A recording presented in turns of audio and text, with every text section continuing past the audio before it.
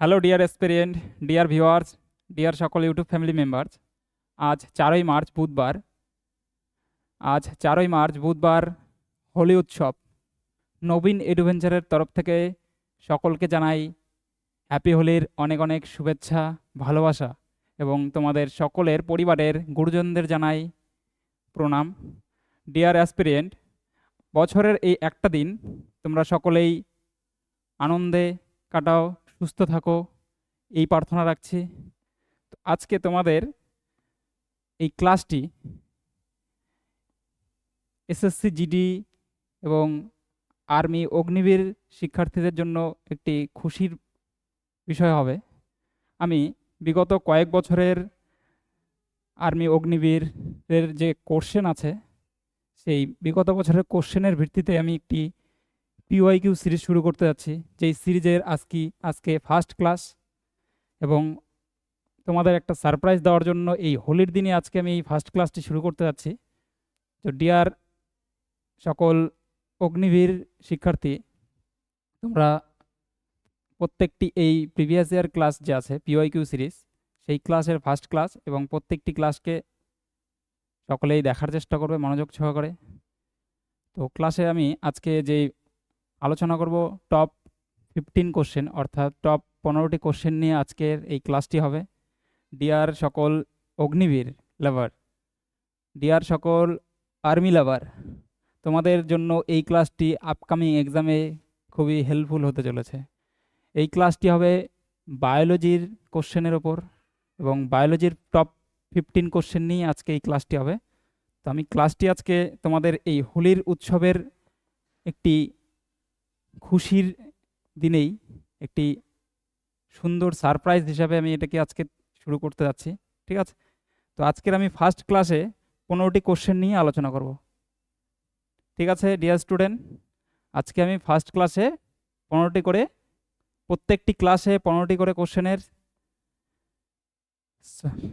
Answer এবং explanation দুটোই বলবো।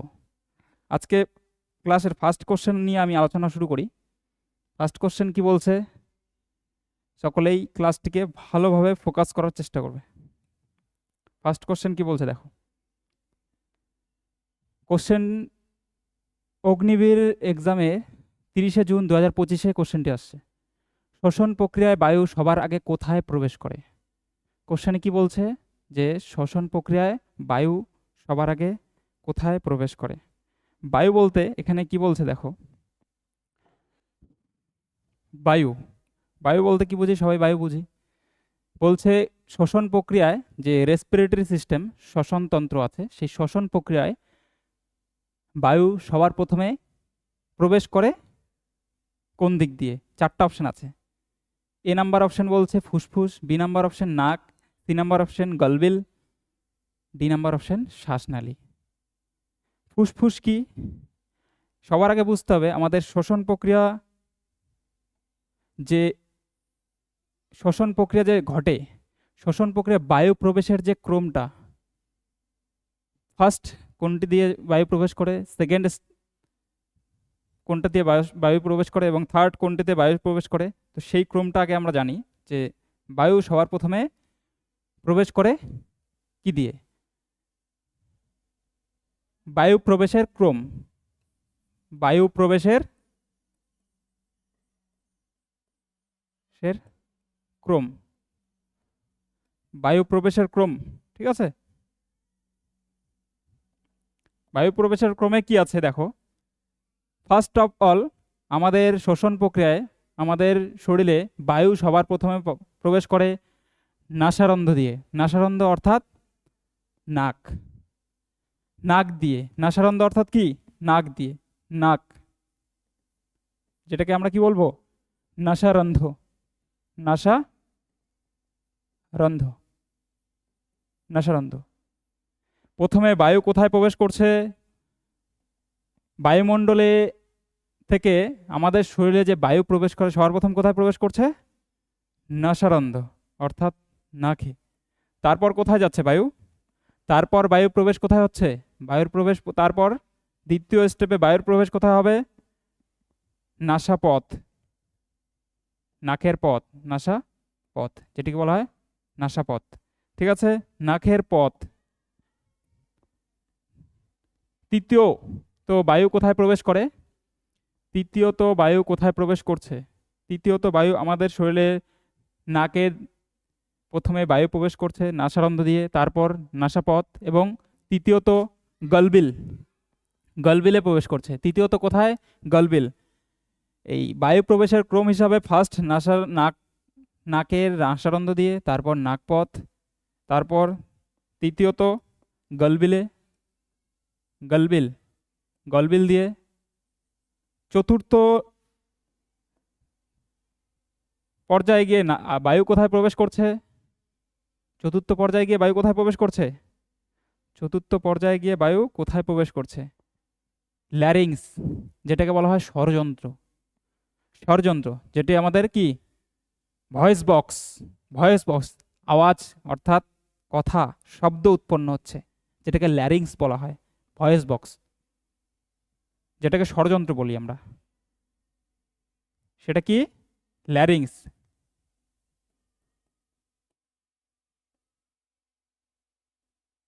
ল্যারিংস, ল্যারিংস যেটাকে কি বলা হয়? ল্যারিংসকে কি বলা হয়? ভয়েস বক্স বলা হয়, যেটাকে স্বরযন্ত্র বলা হয়, স্বরযন্ত্র, স্বরযন্ত্র, সেটাকে বলা হয় স্বরযন্ত্র। ল্যারিংসের পর বায়ু আমাদের শরীরে নাকের নাসারন্ধ্রের পর নাকপথ, গলবিল, গলবিল দিয়ে ল্যারিক্স, ল্যারিক্স যেটা স্বরযন্ত্র বলা হয়, ভয়েস বক্স বলা হয়। পঞ্চম ভাবে বায়ু সম্পূর্ণভাবে প্রবেশ করছে কোথায়? শ্বাসনালীতে। শ্বাসনালী কোথায় প্রবেশ করছে বায়ু? পঞ্চম পর্যায়ে গিয়ে বায়ু কোথায় প্রবেশ করছে? শ্বাসনালী, শ্বাসনালী কোথায় প্রবেশ করছে? শ্বাসনালী। শেষভাবে সম্পূর্ণভাবে শ্বসন প্রক্রিয়ায় বায়ুর যেখানে আদান প্রদান ঘটে, সম্পূর্ণভাবে বায়ু শেষ পর্যায়ে গিয়ে কোথায় পৌঁছে যায়? যেটাকে আমরা কি বলি? লাংস, অর্থাৎ ফুসফুস, যেটি কি আমাদের শ্বসনতন্ত্রের মূল অঙ্গ। শ্বসনতন্ত্রের মূল অঙ্গ কি? ফুসফুস। শেষ পর্যায়ে গিয়ে বায়ু কোথায় প্রবেশ করছে? ফুসফুসে, ফুসফুসে। শেষ পর্যায়ে গিয়ে বায়ু কোথায় প্রবেশ করছে? ফুসফুসে। ঠিক আছে, তাহলে বায়ু প্রবেশের ক্রম হিসাবে যদি বলি, শ্বসন প্রক্রিয়ায় বায়ু সবার আগে কোথায় প্রবেশ করে, তাহলে আমরা কি বলবো? অপশনে কি আছে? এ নাম্বার ফুসফুস। তাহলে ফার্স্ট বলছে, যেহেতু শ্বসন প্রথম সবার আগে বলছে, ফার্স্ট বলছে, তাহলে আমাদের অ্যান্সার কি হবে? আমি বলে দিচ্ছি যে নাক বা নাসারন্ধ্র, তারপর নাকপথ, তাহলে অ্যান্সার কি? নাক। অ্যান্সার কি হবে? নাক। ফুসফুস, ফুসফুস কি? ফুসফুসটা কি? আমি বললাম যে যেটি আমাদের কি ফুসফুস শ্বসনতন্ত্রের অর্থাৎ রেসপিরেটরি সিস্টেমের প্রধান শ্বসন অঙ্গ। এটি কি শ্বসনতন্ত্রের, শ্বসনতন্ত্রের কি প্রধান, প্রধান শ্বসন অঙ্গ, অঙ্গ, শ্বসনতন্ত্রের প্রধান শ্বসন অঙ্গ। শ্বাসনালী, শ্বাসনালী যেটি ফুসফুসের আগে শ্বসন প্রক্রিয়ার, ফুসফুসের আগে শ্বসন প্রক্রিয়ার কি বড় শ্বসন অঙ্গ। ফুসফুসের আগে, ফুসফুস তো প্রথম শ্বসন অঙ্গ, অর্থাৎ ফুসফুস কি প্রধান শ্বসন অঙ্গ। শ্বাসনালী কি ফুসফুসের আগে বড় শ্বসন অঙ্গ। ফুসফুসের আগে কি? ফুসফুসের আগের বড় শ্বসন অঙ্গ, যেটি শ্বাসনালী। ঠিক আছে, গলবিল, গলবিল এবং গলবিল, গলবিল কি শ্বাসনালীর আগে বায়ুপথের, বায়ুর প্রবেশ অঙ্গ। ঠিক আছে, অর্থাৎ শ্বসন প্রক্রিয়ার একটা অঙ্গ, সেটা গলবিল কি শ্বসন প্রক্রিয়ার একটি অঙ্গ।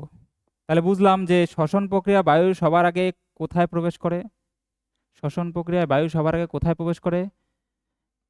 নাক দিয়ে, অর্থাৎ নাসারন্ধ্র দিয়ে নাকপথ, নাসাপথ যেটাকে বলা হয়, তারপর গলবিল, শ্বাসনালী, গলবিলের পর শ্বাসনালী, গলবিলের পরে ল্যারিংস যেটাকে বলা হয় ষড়যন্ত্র, বা যেটাকে বলা হয় ভয়েস বক্স,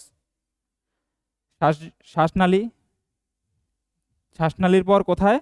ফাইনালি বায়ু আমাদের শরীরে যেখানে বায়ুর আদান প্রদান হয়, যেখানে কি আদান প্রদান ঘটে, বায়ুর আদান প্রদান ঘটে, ঠিক আছে, যেখানে বায়ুর আদান প্রদান ঘটে, সর্বশেষ বায়ু কোথায় গিয়ে পৌঁছায়? সর্বশেষ বায়ু কোথায় গিয়ে পৌঁছায়? ফুসফুসে গিয়ে পৌঁছায়। নেক্সট কোশ্চেন, তাহলে অ্যান্সার কি? নাক, B number option. Next question, next question কি বলছে দেখো, নিচের কোনটি অসংক্রামক অসংক্রামক রোগ নয়? ভালো মতন দেখবে, নাবাচক কোশ্চেন। কি বলছে? নাবাচক কোশ্চেন বলছে নিচের কোনটি অসংক্রামক অর্থাৎ সংক্রমণ ছড়ায় না,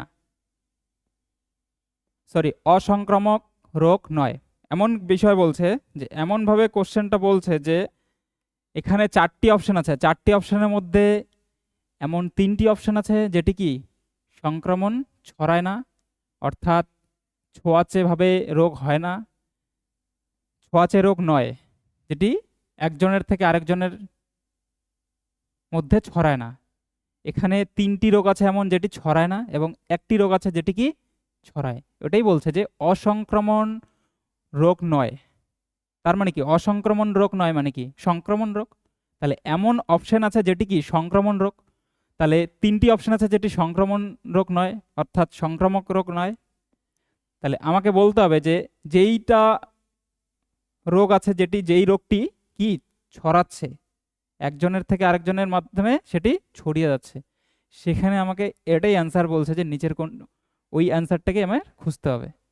এ নাম্বার অপশন বলছে ক্যান্সার, বি নাম্বার অপশন বলছে বহুমূত্র, যেটাকে বলা হয় ডায়াবেটিস।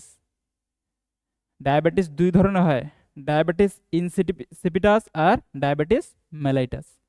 3 নাম্বার অপশন বলছে কলেরা, যেটাকে হেজা বলা হয়। ডি নাম্বার অপশন বলছে রক্তচাপ। তাহলে নিচের কোনটি অসংক্রামক রোগ নয়?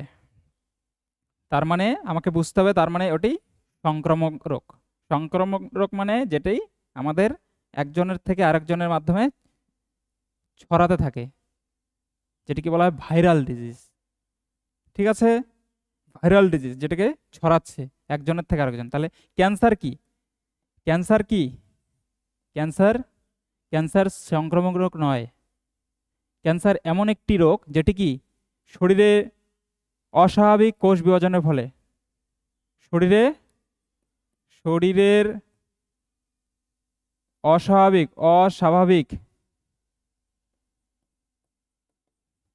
অস্বাভাবিক কোষ বিভাজনের ফলে ঘটিত রোগ।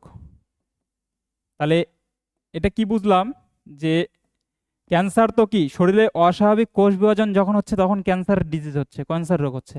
তাহলে এখানে বলছে এটা তো ক্যান্সার রোগ কি কোনো কিছুর মাধ্যমে ছড়াচ্ছে না, ঠিক আছে। তাহলে এ নাম্বার অপশন হবে না। বি নাম্বার অপশন কি বলছে? বহুমূত্র রোগ। আর বহুমূত্র রোগ কি? এই রোগটি আমরা মূলত জানি যেটি শরীরে হরমোনের অভাবজনিত রোগ। বহুমূত্র রোগ কি শরীরে হরমোন স্বল্পক্ষরণে, হরমোন কম নিঃসৃত হলে এই রোগটি হচ্ছে। কোন রোগটি? বহুমূত্র, যেটিকে বলা হয় ডায়াবেটিস। ডায়াবেটিস রোগ কি হয়? হরমোনের অভাবজনিত রোগ। এটি তো সংক্রমণ রোগ হতে পারে না, হরমোন অভাবজনিত রোগ। কোন হরমোন? ইনসুলিন হরমোনের অভাবজনিত রোগ। এটি কি রোগ? ইনসুলিন হরমোনের অভাবজনিত রোগ। বি নাম্বার অপশন কি বলছে? বহুমূত্র অর্থাৎ ডায়াবেটিস ইনসুলিন হরমোনের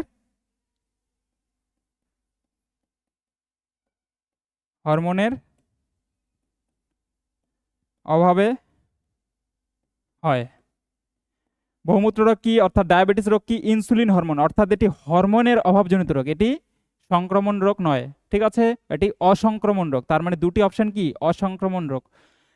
3 নাম্বার অপশন কি বলছে? কলেরা অর্থাৎ হেজা, কলেরা। এখন কলেরা রোগ যেটি আছে, কলেরা এটি এক ধরনের ব্যাকটেরিয়াল ডিজিজ, এক ধরনের ব্যাকটেরিয়াল ডিজিজ। ব্যাকটেরিয়াল ডিজিজ মানে এটি বোঝাচ্ছে যেটি কোনো কিছু খাবার এবং দূষিত জল, সেটির মাধ্যমে ছড়াচ্ছে, অর্থাৎ ভাইরাল ডিজিজ। এটি কি ছড়াচ্ছে? এই রোগটা কি ছড়িয়ে পড়তেছে কিসের মাধ্যমে? দূষিত খাবার, দূষিত জল, অর্থাৎ এটি ব্যাকটেরিয়াল ডিজিজ। কি bacteria? Cholera, Vibrio Vibrio colliery নামক ব্যাকটেরিয়া, ভিব্রিও কলেরি নামক ব্যাকটেরিয়াল ডিজিজ।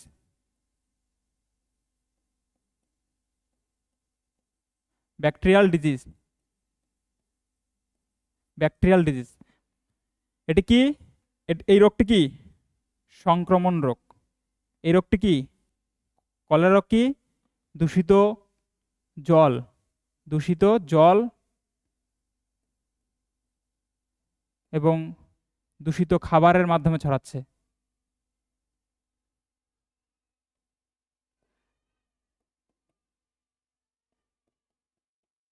কলেরা রোগ কোন ব্যাকটেরিয়ার মাধ্যমে হয়? ভিব্রিও কলেরি নামক ব্যাকটেরিয়ার মাধ্যমে।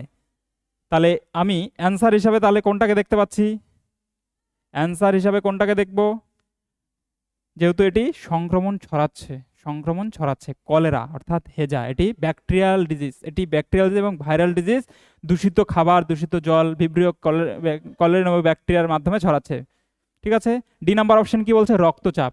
ডি নাম্বার অপশন রক্তচাপ। রক্তচাপও কি? এটি অসংক্রমণ রোগ। রক্তচাপ কি?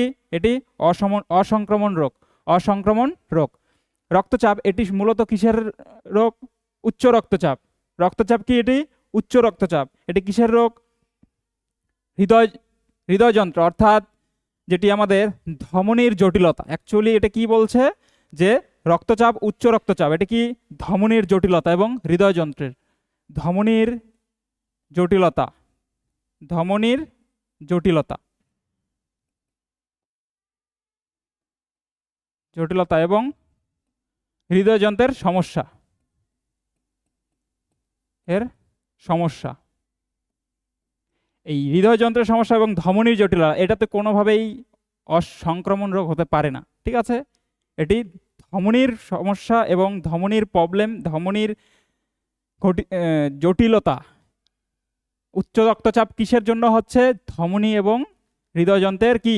জটিলতার কারণে। ঠিক আছে, সমস্যার কারণে রক্তচাপ, উচ্চ রক্তচাপ। তাই বলছে ডি নাম্বার অপশনও হচ্ছে না। আমাদের অ্যান্সার কি? কলেরা বা যেটাকে বলি হেজা। Next question, 3 number question. 3 number question কি বলছে? ডিয়ার স্টুডেন্ট, বৃদ্ধি হরমোন অর্থাৎ গ্রোথ হরমোন কোন গ্রন্থির থেকে খরিত হয়? বলছে বৃদ্ধি হরমোন অর্থাৎ গ্রোথ হরমোন কোন গ্রন্থি থেকে খরিত হয়, অর্থাৎ কোন গ্ল্যান্ড থেকে খরিত হয়? আমাদের শরীরে কোন গ্রন্থি থেকে এই বৃদ্ধি হরমোন খরিত হয়? দেখো 4টি অপশন আছে। এ নাম্বার অপশন এড্রিনাল গ্রন্থি, বি নাম্বার অপশন থাইরয়েড গ্রন্থি, সি নাম্বার অপশন পিটুইটারি গ্রন্থি, ডি নাম্বার অপশন অগ্নাশয় গ্রন্থি। সুন্দর কোশ্চেন। বৃদ্ধি হরমোন অর্থাৎ গ্রোথ হরমোন কোন গ্রন্থি থেকে খরিত হয়? এড্রিনাল গ্রন্থি। অর্থাৎ এড্রিনাল গ্রন্থি থেকে কোন হরমোন খরিত হয় সেটা আগে জানি। এড্রিনাল গ্রন্থির থেকে কোন হরমোন খরিত হয়? এ নাম্বার অপশন বলছে এড্রিনাল গ্রন্থি। তাহলে এড্রিনাল গ্রন্থি থেকে কোন হরমোন খরিত হয়? এড্রিনাল গ্রন্থি থেকে কোন হরমোন খরিত হয়? এড্রিনালিন হরমোন এবং নর এড্রিনালিন হরমোন। এড্রিনালিন হরমোন এবং এড্রিনালিন হরমোন। 2 নম্বর কোন হরমোন খরিত হয় এড্রিনাল গ্রন্থি থেকে? নর এড্রিনালিন, নর এড্রিনালিন, নর এড্রিনালিন। তাহলে বৃদ্ধি হরমোন তো খরিত হচ্ছে না। এ নাম্বার অপশন বলছে এড্রিনালিন গ্রন্থি থেকে থাইরয়েড, বি নাম্বার অপশন বলছে থাইরয়েড গ্রন্থি থেকে, সি নাম্বার অপশন বলছে পিটুইটারি গ্রন্থি থেকে, ডি নাম্বার অপশন অগ্নাশয় গ্রন্থি থেকে। তাহলে জানলাম যেটা যে এ নাম্বার অপশন এড্রিনাল গ্রন্থি থেকে এড্রিনালিন হরমোন এবং নর এড্রিনালিন হরমোন খরিত হচ্ছে। আর এড্রিনালিন হরমোনকে কি বলা হয়? ইমার্জেন্সি হরমোন, অর্থাৎ আপাতকালীন হরমোন। কাকে বলা হয়? এড্রিনালিন হরমোনকে কি বলা হয়? আপাতকালীন হরমোন, আপাতকালীন হরমোন। আপাতকালীন হরমোন কাকে বলা হয়? এড্রিনালিন হরমোনকে এড্রিনাল গ্রন্থি থেকে খরিত হচ্ছে, এড্রিনাল গ্রন্থি থেকে খরিত হচ্ছে। এড্রিনাল গ্রন্থি কোথায় অবস্থিত? এড্রিনাল গ্রন্থি কোথায় অবস্থিত? এড্রিনাল গ্রন্থি কোথায় অবস্থিত? আমাদের শরীরে, সকলের শরীরে এক জোড়া কি আছে? বৃক্ক অর্থাৎ কিডনি আছে। কিডনির দুটা কিডনির উপরের এড্রিনাল গ্রন্থি কটি? দুটি। দুটি এড্রিনাল গ্রন্থি, দুটি গ্রন্থি। তো দুটি কিডনির মধ্যে এই দুটি কিডনির উপরেই দুটি এড্রিনাল গ্রন্থি অবস্থিত। কিডনির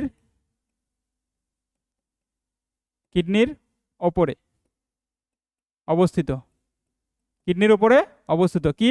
এড্রিনাল গ্রন্থি। ঠিক আছে, এড্রিনাল গ্রন্থি থেকে এড্রিনালিন হরমোন নিঃসৃত হয়। এড্রিনাল গ্রন্থি থেকে এড্রিনালিন হরমোন নিঃসৃত হয় এবং নর এড্রিনালিন হরমোন নিঃসৃত হয়। এড্রিনাল গ্রন্থিকে আপাতকালীন হরমোন বলা হয়। এড্রিনাল গ্রন্থি কোথায় অবস্থিত? কিডনির উপরে অবস্থিত। দুটো কিডনির উপরে দুটা এড্রিনালিন গ্রন্থি অবস্থিত। এড্রিনাল গ্রন্থি এক জোড়া এড্রিনাল গ্রন্থি থাকে। ঠিক আছে, বি নাম্বার অপশন বলছে কি? থাইরয়েড গ্রন্থি। থাইরয়েড গ্রন্থি থেকে কোন হরমোন নিঃসৃত হয়? Thyroxine hormone. থাইরয়েড গ্রন্থি থেকে কোন হরমোন নিঃসৃত হয়? ডিরেস্টোরেন, থাইরক্সিন হরমোন। তাহলে থাইরয়েড গ্রন্থি থেকে কি? Thyroxine hormone. থাইরয়েড গ্রন্থি থেকে থাইরক্সিন হরমোন। তাহলে অপশনে কি? বৃদ্ধি হরমোন তো হচ্ছে না। থাইরক্সিন হরমোন কোথেকে নিঃসৃত হচ্ছে? থাইরয়েড গ্রন্থি থেকে। আর থাইরয়েড গ্রন্থি কোথায় অবস্থিত? যদি বলে থাইরয়েড গ্রন্থি কোথায় অবস্থিত? গলাতে অবস্থিত।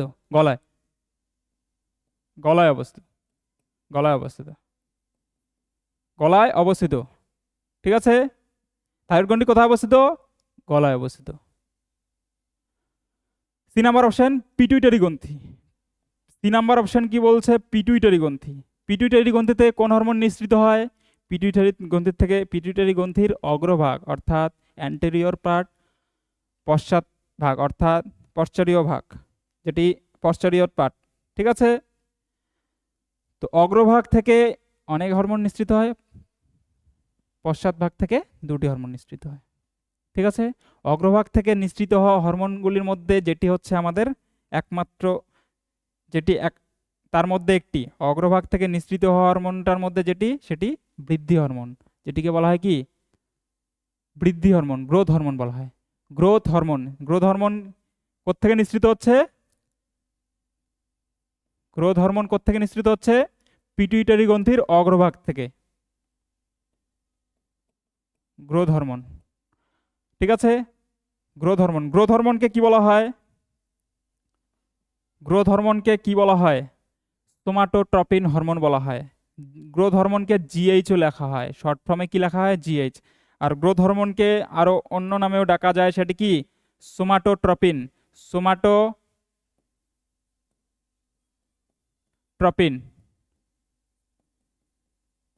সোমাটোট্রপিন হরমোন বলা হয় কাকে? গ্রোথ হরমোনকে। সোমাটোট্রপিন এসটিএইচ, যেটাকে বলা হয় কি? STH hormone. কাকে বলা হয়? গ্রোথ হরমোনকে সোমাটোট্রপিন হরমোন বলা হয়, জিএইচ হরমোন বলা হয়, অর্থাৎ এসটিএইচ হরমোনও বলা হয়। আর সোমাটোট্রপিন হরমোন বা গ্রোথ হরমোন কোন গ্রন্থি থেকে নিঃসৃত হচ্ছে? পিটুইটারি গ্রন্থির অগ্রভাগ থেকে নিঃসৃত হচ্ছে। পিটুইটারি গ্রন্থির অগ্রভাগ থেকে সিক্রিট হচ্ছে। ঠিক আছে, নিঃসৃত হয়। কোন হরমোন অগ্রভাগ থেকে নিঃসৃত হয়? Growth hormone. পিটুইটারি গ্রন্থির অগ্রভাগ থেকে নিঃসৃত হয়। পিটুইটারি গ্রন্থির অগ্রভাগ থেকে গ্রোথ হরমোন নিঃসৃত হয়। গ্রোথ হরমোনকে আমরা কি বলি? সোমাটোট্রপিন হরমোনও বলি। এসটিএইচ হরমোন, গ্রোথ হরমোনকে জিএইচ হরমোন বলা হয়। ঠিক আছে, ডি নাম্বার অপশন কি বলছে দেখো। তাহলে অ্যান্সার আমাদের কোনটা? পিটুইটারি গ্রন্থি। তাহলে গ্রোথ হরমোন কোনটা? অ্যান্সার কি হচ্ছে? পিটুইটারি গ্রন্থি। ডি নাম্বার অপশন অ্যান্সার নয় কেন? অগ্নাশয় থেকে আমাদের, অগ্নাশয় একটি গ্রন্থি। অগ্নাশয় কি? গ্রন্থি। এই অগ্নাশয়কে বলা হয় কি? মিশ্র গ্রন্থি। পিটুইটারিকে কি বলা হয়? Master gland. অর্থাৎ পিটুইটারি গ্রন্থিকে কি বলা হয়? আরেকটা বিষয় ভালো মতন জেনে নাও, পিটুইটারি গ্রন্থিকে বলা হয় প্রভু গ্রন্থি। ঠিক আছে, কি গ্রন্থি বলা হয়? প্রভু গ্রন্থি। মাস্টার গ্ল্যান্ড কি কারণে মাস্টার গ্ল্যান্ড বলা হয়? দেখো, পিটুইটারি গ্রন্থির আমাদের শরীরে যত গ্রন্থি আছে, আরো অন্যান্য অনেক গ্রন্থি আছে, সেই গ্রন্থিকে নিয়ন্ত্রণ করে কে? পিটুইটারি গ্রন্থি আমাদের শরীরে আরো অন্যান্য গ্রন্থিগুলোকে নিয়ন্ত্রণ করে। ঠিক আছে, নিয়ন্ত্রণ করার কাজ কার? পিটুইটারি গ্রন্থির। তো এই কারণে পিটুইটারি গ্রন্থিকে কি বলা হয়? Master, master of master gland, pituitary গ্রন্থি। ঠিক আছে, পিটুইটারি গ্রন্থিকে কি বলা হয়? প্রভু গ্রন্থি বলা হয়। প্রভু গ্রন্থি, প্রভু গ্রন্থি বলা হয় পিটুইটারি গ্রন্থিকে বলা হয় প্রভু গ্রন্থি, মাস্টার গ্ল্যান্ড, মাস্টার গ্ল্যান্ড। এবং অগ্নাশয় গ্রন্থি, অগ্নাশয় গ্রন্থি কি? অগ্নাশয় গ্রন্থিকে বলা হয় আমাদের, অগ্নাশয় গ্রন্থিকে কি বলা হয়? মিশ্র গ্রন্থি, মিশ্র গ্রন্থি, মিশ্র গ্রন্থি বলা হয়। অগ্নাশয় গ্রন্থিকে কি? মিশ্র গ্রন্থি বলা হয়। অগ্নাশয় গ্রন্থি থেকে কোন হরমোন নিঃসৃত হচ্ছে? অগ্নাশয় গ্রন্থি থেকে কোন হরমোন নিঃসৃত হয়? অগ্নাশয় গ্রন্থি থেকে আমাদের দুটো হরমোন নিঃসৃত হচ্ছে, ইনসুলিন এবং গ্লুকাগন নামক হরমোন। ইনসুলিন এবং গ্লুকাগন, ইনসুলিন এবং গ্লুকাগন, ইনসুলিন গ্লুকাগন। এই ইনসুলিন হরমোন কোথা থেকে? অগ্নাশয়ের, অর্থাৎ অগ্নাশয় গ্রন্থি থেকে, মিশ্র গ্রন্থি থেকে নিঃসৃত হচ্ছে আমাদের কোন হরমোন? ইনসুলিন এবং গ্লুকাগন। এই ইনসুলিন হরমোনের অভাবেই আমাদের শরীরে কি রোগ হচ্ছিল? ডায়াবেটিস, যেটি বহুমূত্র রোগ হচ্ছিল। ঠিক আছে, next question, question number 4। Dear student, question number 4, উদ্ভিদের অন্যান্য অংশে জল কোন কলার মাধ্যমে পৌঁছায়? 4 নাম্বার কোশ্চেন বলছে উদ্ভিদের অন্যান্য অংশে, উদ্ভিদের অন্যান্য অংশে জল কোন কলা অর্থাৎ কোন টিস্যুর মাধ্যমে পৌঁছায়? অপশন বলছে, এ নাম্বার অপশন কি বলছে দেখো, এ নাম্বার অপশন বলছে জাইলেম, বি নাম্বার অপশন বলছে ফ্লোয়েম, সি নাম্বার অপশন বলছে দৃঢ় কলা, ডি নাম্বার অপশন বলছে মৃত কলা। উদ্ভিদের মধ্যে দুটি কলা থাকে, সেটি জাইলেম আর ফ্লোয়েম। এই জাইলেম আর ফ্লোয়েম কলার মধ্যেই বলছে যে কোন কলাটি উদ্ভিদের অন্যান্য অংশে জলকে পরিবহন করে, অর্থাৎ জলকে পৌঁছিয়ে দেয়। উদ্ভিদের অন্যান্য অংশে জলকে পৌঁছিয়ে দেয় কি? জাইলেম কলা যে আছে, জাইলেম কলা এবং ফ্লোয়েম কলা।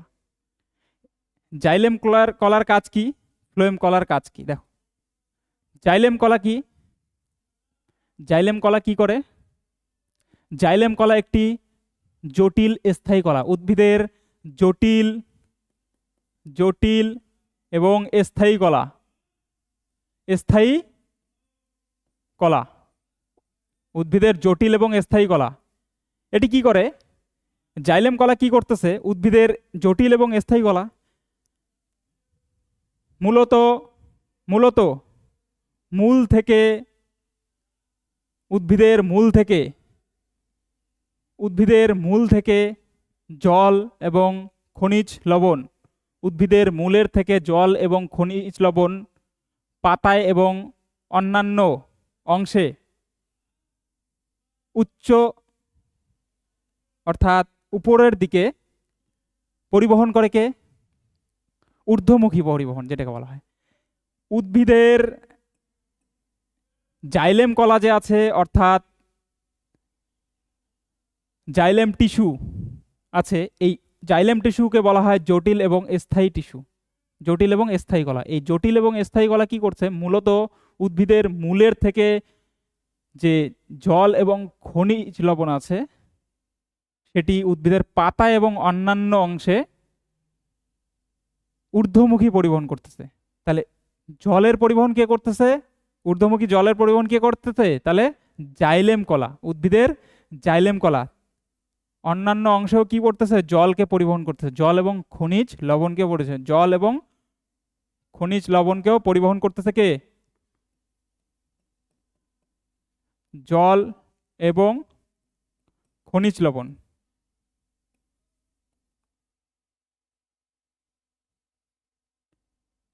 খনিজ লবণ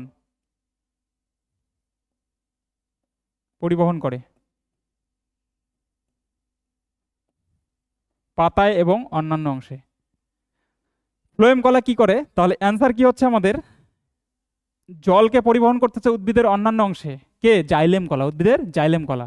ঠিক আছে, জল এবং খনিজ লবণকে ঊর্ধ্বমুখী ঊর্ধ্বমুখী অর্থাৎ উপরের দিকে পরিবহন করতেছে কে? ঊর্ধ্বমুখী। ঊর্ধ্বমুখী ঊর্ধ্বমুখী পরিবহন।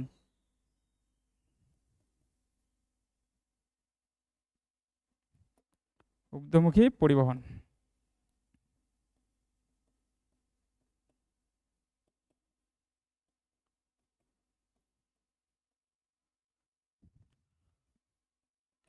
আর ফ্লোয়েম কলা যেটি উদ্ভিদের আরেকটি টিস্যু, এটির কাজ কি?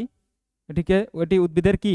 খাদ্য অর্থাৎ শর্করা, উদ্ভিদের খাদ্যকে পরিবহন করছে। উদ্ভিদের খাদ্যকে, উদ্ভিদের খাদ্য, পাতা থেকে উদ্ভিদের খাদ্যকে, পাতায় সঞ্চিত খাদ্য, উদ্ভিদের পাতায় সঞ্চিত খাদ্যকে উদ্ভিদের সমস্ত জায়গায় বহন করতে থেকে ফ্লোয়েম কলা। খাদ্য পরিবহন করে, খাদ্য পরিবহন করে, বহন করে। তাহলে কি বুঝলাম? যে জলকে, উদ্ভিদের জলের পরিবহনের কথা যদি বলে, যে উদ্ভিদের সারা শরীরে, উদ্ভিদের সমস্ত অঙ্গে জল পরিবহন করে, উপরের দিকে উদ্ভিদের জলকে পরিবহন করে কে? ঊর্ধ্বমুখী পরিবহন, জলের পরিবহন, জাইলেম কলা। ফ্লোয়েম কলার কাজ কি? উদ্ভিদের পাতায় সঞ্চিত খাদ্যকে উদ্ভিদের বিভিন্ন অঙ্গে পৌঁছিয়ে দেয় কে? ফ্লোয়েম কলা। ওকে, তাহলে ফ্লোয়েম কলা অ্যান্সার হবে না জাইলেম কলা অ্যান্সার হবে? কি কারণে জাইলেম কলা অ্যান্সার হবে? এবং বলছে দৃঢ় কলা। দৃঢ় কলা কি করে? দৃঢ় অর্থাৎ শক্ত, উদ্ভিদকে শক্ত বানায়, উদ্ভিদকে দৃঢ়তা প্রদান করে, দৃঢ়তা প্রদান করে। ঠিক আছে, শক্ত, উদ্ভিদকে কি করে? শক্ত করে। উদ্ভিদকে উদ্ভিদকে কি করে? শক্ত করে। উদ্ভিদকে শক্ত করে, শক্ত তৈরি করে, তৈরি করে। কোন কলা? দৃঢ় কলা। ফ্লোয়েম কলা খাদ্য পরিবহন করে, জাইলেম কলা জল পরিবহন করে। আর ডি নম্বর বলছে death cell, death cell, sorry death tissue. Death কলা বলতে কোনো কলা হয় না, ডেথ টিস্যু বলতে কিছু টিস্যু হয় না। ঠিক আছে, ডেথ টিস্যু বলতে কিছু টিস্যু হয় না। তাহলে কি জানলাম? যে উদ্ভিদের অন্যান্য অংশে জল কোন কলার মাধ্যমে পৌঁছায়? জাইলেম কলার মাধ্যমে পৌঁছায়। উদ্ভিদের জাইলেম কলা কি? জটিল এবং স্থায়ী কলা। উদ্ভিদের জাইলেম কলা কি? জটিল স্থায়ী কলা, যেটি কি জলকে ঊর্ধ্বমুখী পরিবহন করে। ফ্লোয়েম কলা কি? যেটি উদ্ভিদের কি? খাদ্য পরিবহন করে। দৃঢ় কলা কি? উদ্ভিদকে দৃঢ়তা অর্থাৎ শক্ত প্রদান করে, শক্ত তৈরি করে। নেক্সট কোশ্চেন, নেক্সট কোশ্চেন কি বলছে? 5 নম্বর কোশ্চেন, উদ্ভিদ ও প্রাণী কোষের প্রধান পার্থক্য কি? উদ্ভিদ এবং প্রাণী কোষের প্রধান পার্থক্য বলছে। এমন পার্থক্য যে 4টা অপশন আছে, যেই 4টা অপশনের মধ্যে একটি অপশন আছে যেটি উদ্ভিদ এবং প্রাণী যে কোষ আছে তাদের মধ্যে পার্থক্য তৈরি করতেছে। এ নাম্বার অপশন বলছে কি? এ নাম্বার অপশন কোষ প্রাচীর। বি নাম্বার অপশন ভ্যাকিউলস, যেটিকে বলা হয় কোষ গহ্বর। সি নাম্বার অপশন বলছে কি? সি নাম্বার অপশন বৃদ্ধি, অর্থাৎ ডি নাম্বার অপশন বলছে আকৃতি। তাহলে আকৃতির ভিত্তিতেও উদ্ভিদের ও প্রাণীর কোষের পার্থক্য, প্রধান পার্থক্য হতে পারবে না। আকৃতি কি? দেখো, আকৃতি, আকৃতি কি? বৃদ্ধি কি? ভ্যাকিউলস কি? কোষ প্রাচীর কি? কোষ প্রাচীর, এটি উদ্ভিদের কোষ প্রাচীর কি? কোষ প্রাচীর কি? উদ্ভিদ কোষের সেলুলোজ দ্বারা গঠিত, সেলুলোজ দ্বারা গঠিত, উদ্ভিদ কোষে সেলুলোজ দ্বারা গঠিত শক্ত আবরণ, এক ধরনের কি? শক্ত কঠিন আবরণ, যেটি কি? উদ্ভিদের কোষ প্রাচীর। আর এই উদ্ভিদের কোষ প্রাচীরই, এই কোষ প্রাচীরই কি থাকে না? প্রাণীদের মধ্যে থাকে না। কি থাকে না? প্রাণীদের মধ্যে থাকে না। কোষ প্রাচীর কাদের মধ্যে থাকে? উদ্ভিদের মধ্যে থাকে, মধ্যে থাকে। এই কোষ প্রাচীর কাদের মধ্যে থাকে? উদ্ভিদের মধ্যে থাকে, কিন্তু প্রাণীদের মধ্যে কি থাকে না? উদ্ভিদের মধ্যে থাকে, প্রাণীদের মধ্যে দের মধ্যে থাকে না, থাকে না, প্রাণীদের মধ্যে থাকে না। আর এই কোষ প্রাচীর কি দিয়ে তৈরি? যেটি সেলুলোজ দিয়ে তৈরি। সেলুলোজ এক ধরনের কি? সেলুলোজ কি? যেটি আমাদের প্রাণীদের শরীরে সেলুলোজের ডাইজেশন অর্থাৎ পাচন সম্ভব নয়।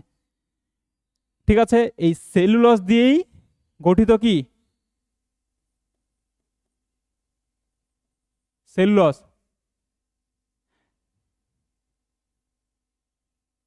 সেলুলোজ।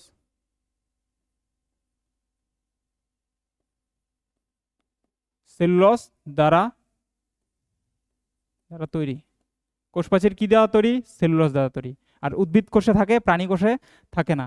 আর এই উদ্ভিদ কোষেই, এটি উদ্ভিদ কোষের কি সব থেকে বাইরের আবরণ, এটি উদ্ভিদ কোষের বাইরের আবরণ, উদ্ভিদ কোষের কি বাইরের আবরণ, রের আবরণ, বাইরের আবরণ। এই উদ্ভিদ কোষের এই বাইরের আবরণ যেটি সেলুলোজ দিয়ে তৈরি, যেটি উদ্ভিদকে কি করতেছে? দৃঢ়তা, অর্থাৎ উদ্ভিদকে সুরক্ষা প্রদান করতেছে, উদ্ভিদের আকৃতি প্রদান করতেছে। এটি আমাদের উদ্ভিদের প্রাণী কোষে থাকে না, উদ্ভিদ কোষে থাকে। সেটি কি বাইরের আবরণ, উদ্ভিদের বাইরের আবরণ। এবং আমাদের যদি বলি, আমাদের মধ্যে কোষ প্রাচীর থাকে না, কিন্তু আমাদের মধ্যে কি থাকে? কোষ পর্দা, যেটিকে বলা হয় কোষ ঝিল্লি, সেল মেমব্রেন। আমাদের কোষে কোষ ঝিল্লি থাকে, কোষ পর্দা থাকে, কিন্তু কোষ প্রাচীর থাকে না। আর আমাদের কোষের কোষ প্রাচীর কি দিয়ে তৈরি? কি দিয়ে তৈরি? প্রোটিন এবং লিপিড দিয়ে তৈরি, প্রোটিন এবং লিপিড দিয়ে তৈরি, যেটিকে বলা হয় কি লিপোপ্রোটিন বলা হয়। তো আমাদের কোষের কোষ প্রাচীর কি? প্রাণী কোষের কোষ প্রাচীর কি? যেটিকে বলা হয় কোষ পর্দা বা কোষ ঝিল্লি।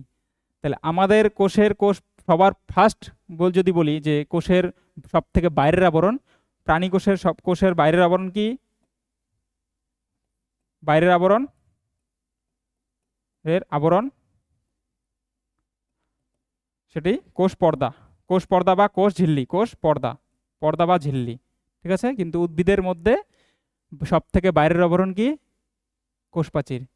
উদ্ভিদের মধ্যেও কোষ পর্দা থাকে, কিন্তু উদ্ভিদের মধ্যে যেটি ভিতরের আবরণ সেটি আমাদের মধ্যে বাইরের আবরণ। আমাদের বাইরের আবরণটাই উদ্ভিদের মধ্যে সেটি কি? কোষ পর্দাটি উদ্ভিদের ভিতরের আবরণ। ওকে, বি নাম্বার অপশন কি বলছে?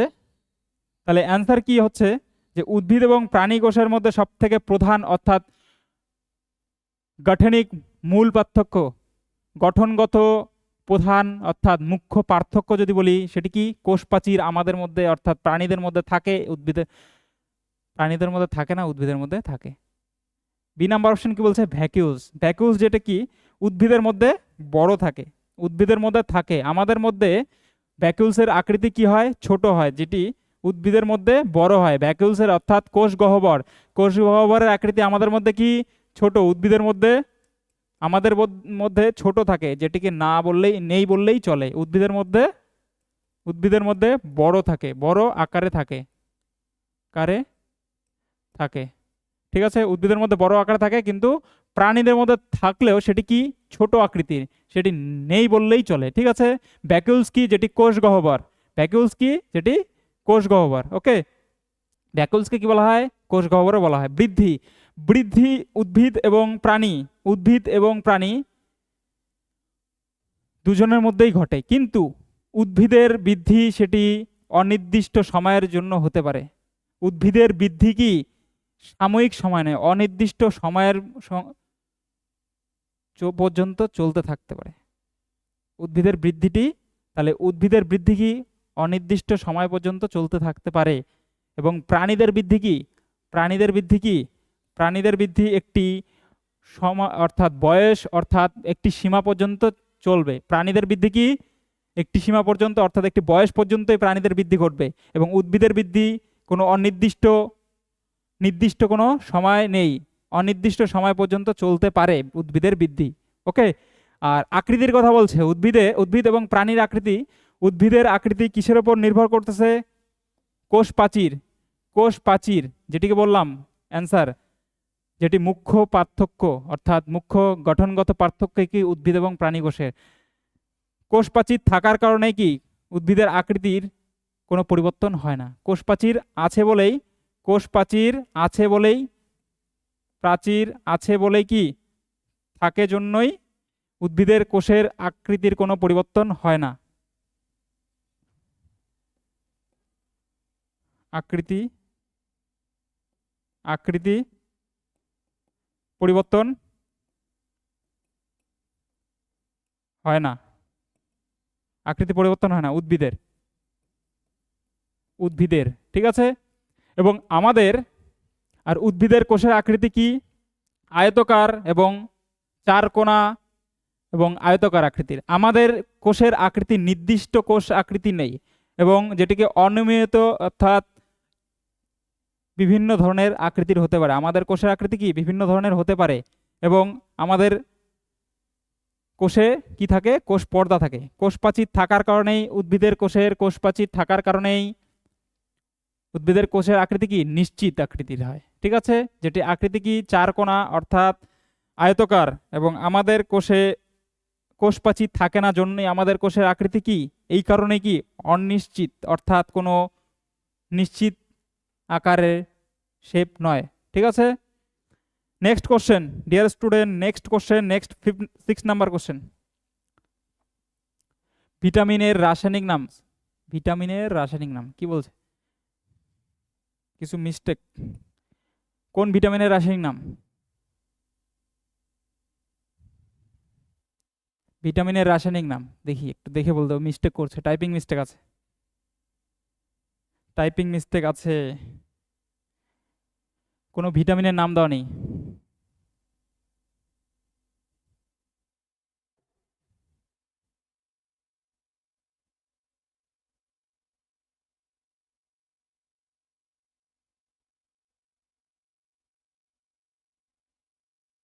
কোন ভিটামিন হবে?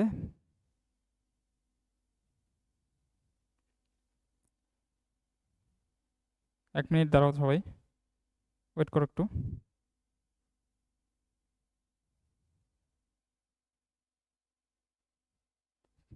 ঠিক আছে, বলছে এখানে মিস্টেক আছে, টাইপিং মিস্টেক আছে একটু, সরি। B12, B12 ভিটামিন কি হবে? B12 হবে। বলছে ভিটামিন B12 এর রাসায়নিক নাম, ওখানে B12 একটি টাইপিং মিস্টেক হয়ে গেছে, ঠিক আছে। B12 এর রাসায়নিক নাম বলছে। আচ্ছা, এ নাম্বার অপশন কি বলছে? B12 এর রাসায়নিক নাম, ভিটামিন B12 এর রাসায়নিক নাম। A number option riboflavin, B number option বলছে নিয়াসিন, সি নাম্বার অপশন বলছে সায়ানোকোবালামিন, ডি নাম্বার অপশন বলছে বায়োটিন। তাহলে B12 আমাদের ভিটামিন দু ধরনের হয়, একটা জলে দ্রবণীয়, এটি ফ্যাটে দ্রবণীয়। জলে দ্রবণীয় ভিটামিন কোনটি? বি এবং সি। বি এর সমস্ত বি কমপ্লেক্স অর্থাৎ বি সমূহের যত ভিটামিন আছে সমস্তই কি জলে দ্রবণীয়, দ্রবণীয়,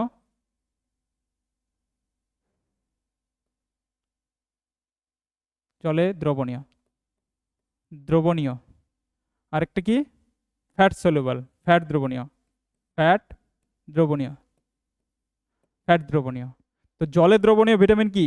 বি আর সি, বি এবং সি। বি কমপ্লেক্সের যতগুলো আছে ভিটামিন সবই জলে দ্রবণীয়। ফ্যাট দ্রবণীয় কি? এ, কে, ই, ডি, এ,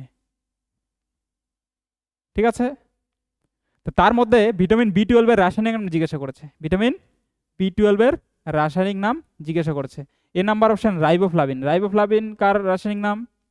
ভিটামিন B12 এর রাসায়নিক নাম নয়। এটি কার রাসায়নিক নাম? আমরা জানি যে ভিটামিন B12 এর রাসায়নিক নাম নয়। রাইবোফ্লাভিন কার? B2 এর রাসায়নিক নাম। B2 এর রাসায়নিক নাম কি? রাইবোফ্লাভিন। B2 এর রাসায়নিক নাম, ভিটামিন B2 এর রাসায়নিক নাম কি? রাইবোফ্লাভিন। রাইবোফ্লাভিন ভিটামিন B2 এর রাসায়নিক নাম। রাইবোফ্লাভিনকে আরো কি নামে জানা যায়? রাইবোফ্লাভিনকে আরো কি নামে জানা যায়? রাইবোফ্লাভিনকে আরো জানা যায় yellow vitamin, yellow vitamin, yellow vitamin বলা হয়। ভিটামিন B2 কে কি বলা হয়? ইয়েলো ভিটামিন বলা হয়, অর্থাৎ হলুদ ভিটামিন, হলুদ ভিটামিন, হলুদ ভিটামিনও বলা হয়। ভিটামিন B2 কে বলা হয় রাইবোফ্লাভিন এবং হলুদ ভিটামিন, ভিটামিন, ঠিক আছে। রাইবোফ্লাভিন বা ইয়েলো ভিটামিন বা হলুদ ভিটামিন এর অভাবজনিত রোগ কি? ভিটামিন B2 এর অভাবজনিত রোগ কি? রাইবোফ্লাভিন তো রাসায়নিক নাম, যেটিকে ইয়েলো ভিটামিনও বলা হয়। এর অভাবজনিত কি রোগ?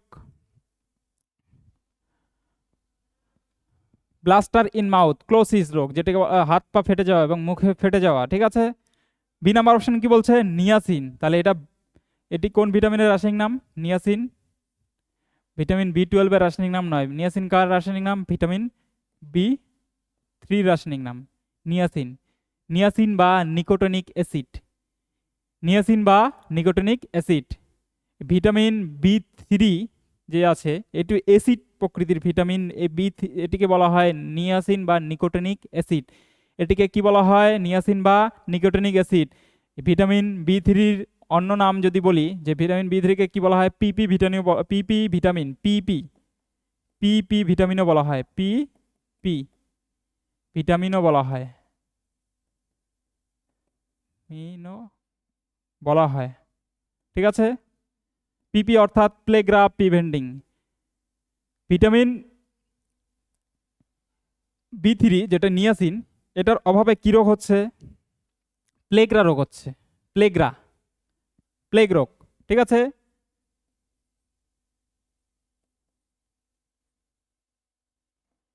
রোগ হয়। ঠিক আছে, রোগ হয়। প্লেগ রোগ কি? প্লেগ রোগকে বলা হয় 3D ডিজিজ বলা হয়, 3D ডিজিজ। প্লেগ রোগকে কি বলা হয়? 3D ডিজিজ, অর্থাৎ 3 টাইপের D disease: dementia, dermatitis, diarrhoea. Pellagra রোগকে 3D ডিজিজ অর্থাৎ 3 ধরনের, প্লেগ্রা রোগের মধ্যে 3 ধরনের রোগকে লক্ষ্য করা যাচ্ছে: ডিমেনশিয়া, ডায়রিয়া, ডার্মাটাইটিস। এই প্লেগ্রা অর্থাৎ পিপি ভিটামিন অর্থাৎ pellagra preventing vitamin C, vitamin বি3-র অভাবে প্লেগ্রা রোগ হচ্ছে। এই প্লেগ্রা রোগকে বলা হয় 3D ডিজিজ বলা হয়। 3D ডিজিজ এই কারণে বলা হয়, 3D মানে 3D মিনিং কি হচ্ছে? Diarrhoea, dementia, diarrhoea, diarrhoea, dementia, dermatitis,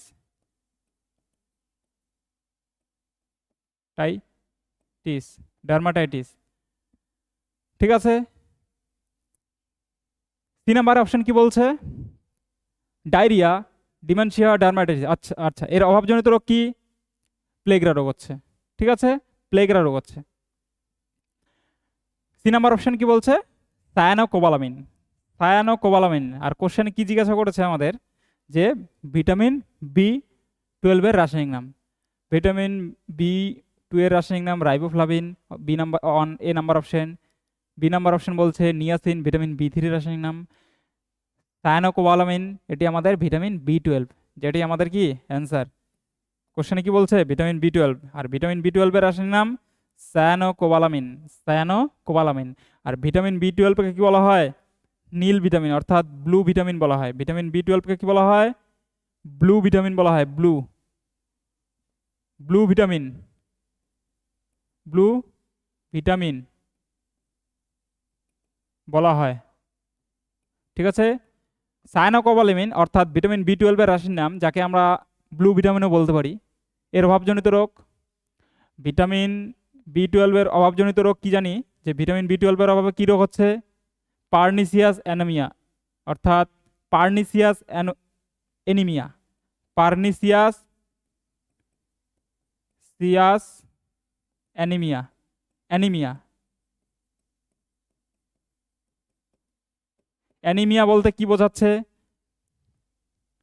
anaemia মানে কি? রক্তাল্পতা, ব্লাডের হিমোগ্লোবিনের অভাবে। তো এখানে বলছে পার্নিসিয়াস অ্যানিমিয়া। পার্নিসিয়াস অ্যানিমিয়া কি? রক্তের আরবিসির আকৃতি ছোট হয়ে যাওয়া। Red blood cell, red blood cell যে আছে, রক্তের কোষ, লোহিত রক্তকণিকা, তার আকৃতিটা কি? ছোট হয়ে যাওয়া। আকৃতি, আরবিসির সাইজ ছোট হয়ে যাওয়া, স্মল হয়ে যায়, স্মল হয়ে যায় আরবিসির সাইজ। ঠিক আছে, আরবিসির সাইজ কি হয়ে যায়? স্মল হয়ে যায়। কখন? সায়ানোকোবালামিন অর্থাৎ ভিটামিন বি12-এর অভাবে হয় pernicious anaemia. Pernicious anaemia actually আমাদের কি? আরবিসি অর্থাৎ রেড ব্লাড সেল যে আছে, রেড ব্লাড সেলের আকৃতি ছোট হয়ে যাওয়া। তো সায়ানোকোবালামিনকে আরও কি বলা হয়? ব্লু ভিটামিনও বলা হয়। আর সায়ানোকোবালামিনে আরেকটা বিষয় আছে, যে ভিটামিন বি12 এর মধ্যে এক ধরনের ধাতু পাওয়া যায়। কি ধাতু পাওয়া যায়? এর মধ্যে এক ধরনের ধাতু পাওয়া যায়, কোবাল্ট। পরীক্ষায় এক্সামে জিজ্ঞাসা করেছে, এর আগে অগ্নিবীরের এক্সামে কোশ্চেনটা এসেছিল যে কোন ভিটামিনে কোবাল্ট মেটাল পাওয়া যায়, কোবাল্ট মেটাল। কোন ভিটামিনে আয়রন মেটাল পাওয়া যায়, কোন ভিটামিনে সালফার মেটাল পাওয়া যায়। ঠিক আছে, তো এটাই বলি যে সায়ানোকোবালামিনে কোন মেটাল পাওয়া যায়, কোবাল্ট মেটাল। কোবাল্ট, কোবাল্ট ধাতু পাওয়া যায়, ধাতু থাকে। কোবাল্ট ধাতু কোথায় থাকে, কোন ভিটামিনে, সায়ানোকোবালামিন অর্থাৎ ভিটামিন বি 12। বায়োটিন, বায়োটিন কি বলছে, বায়োটিন কোন ভিটামিনের রাসায়নিক নাম, তাহলে অ্যান্সার কি, সায়ানোকোবালামিন। বায়োটিন কি, কোন ভিটামিনের রাসায়নিক নাম, ভিটামিন বি 7। ভিটামিন বি 7কে কি বলা হয়, বায়োটিন বলা হয়। বি 7, ভিটামিন কি, বি 7। ভিটামিন বি 7কে কি বলা হয়, বায়োটিন। ঠিক আছে, ভিটামিন বি 7কে আরেকটা নামে ইম্পর্টেন্ট বিষয়, এইচ ভিটামিন বলা হয়। এইচ ভিটামিন, ভিটামিন বলা হয়, এইচ ভিটামিন বলা হয় কি, ভিটামিন বি 7। ভিটামিন বি 7কে বলা হয় এইচ ভিটামিন। ভিটামিন বি 7-এর রাসায়নিক নাম বায়োটিন। ভিটামিনের অভাবজনিত রোগ, স্কিন প্রবলেম, হেয়ার ফলস অর্থাৎ ত্বকের সমস্যা, চুলের সমস্যা, চুল পড়ার সমস্যা যেটি বলা হয়। তো কার অভাবজনিত রোগ এটি, ভিটামিন বি 7-এর অভাবজনিত রোগ। ভিটামিন বি 7 মানে কি, বায়োটিন। বায়োটিন মানে কি, H vitamin. Okay, next question, dear এক্সপেরিয়েন্ট। Next question, 8 number question, question number 7। Question number 7 কি বলছে, কোশ্চেন নাম্বার 7 এসেছে অগ্নিবীরের 2023-এর, সরি 23 তারিখ, এপ্রিল মাসের 23 তারিখ 2024। 7 নাম্বার কোশ্চেন অগ্নিবীর এক্সামে এসেছে 2024 সালের 23শে এপ্রিল। শুক্রাণু ও ডিম্বাণুর মিলন কোথায় হয়। 7 নাম্বার কোশ্চেন বলছে শুক্রাণু এবং ডিম্বাণুর মিলন কোথায় ঘটতেছে। অ্যান্সার কি, ফার্স্ট কোশ্চেন, ফার্স্ট অপশন জরায়ু, B number fallopian tube, C number ileum, D number kidney. শুক্রাণু এবং ডিম্বাণু, সম্ভবত তোমাকে আগে ফার্স্ট বুঝতে হবে যে শুক্রাণু এবং ডিম্বাণু কি। শুক্রাণু এবং ডিম্বাণু কি, কিসের সঙ্গে সম্পর্কযুক্ত, শুক্রাণু এবং ডিম্বাণু কিসের সঙ্গে সম্পর্কযুক্ত, নারী এবং পুরুষের যে জনন সেটির সঙ্গে সম্পর্কযুক্ত। তো সেই পরিপ্রেক্ষিতে অপশনে কি আছে, অপশন জরায়ু কি, জরায়ু কি, জরায়ু কি নারীর প্রজননতন্ত্রের অত্যন্ত গুরুত্বপূর্ণ অঙ্গ। নারীর জননতন্ত্রের অর্থাৎ প্রজননতন্ত্রের অত্যন্ত গুরুত্বপূর্ণ অংশ, জননতন্ত্রের, তন্ত্রের অত্যন্ত গুরুত্বপূর্ণ, গুরুত্বপূর্ণ অংশ, অঙ্গ।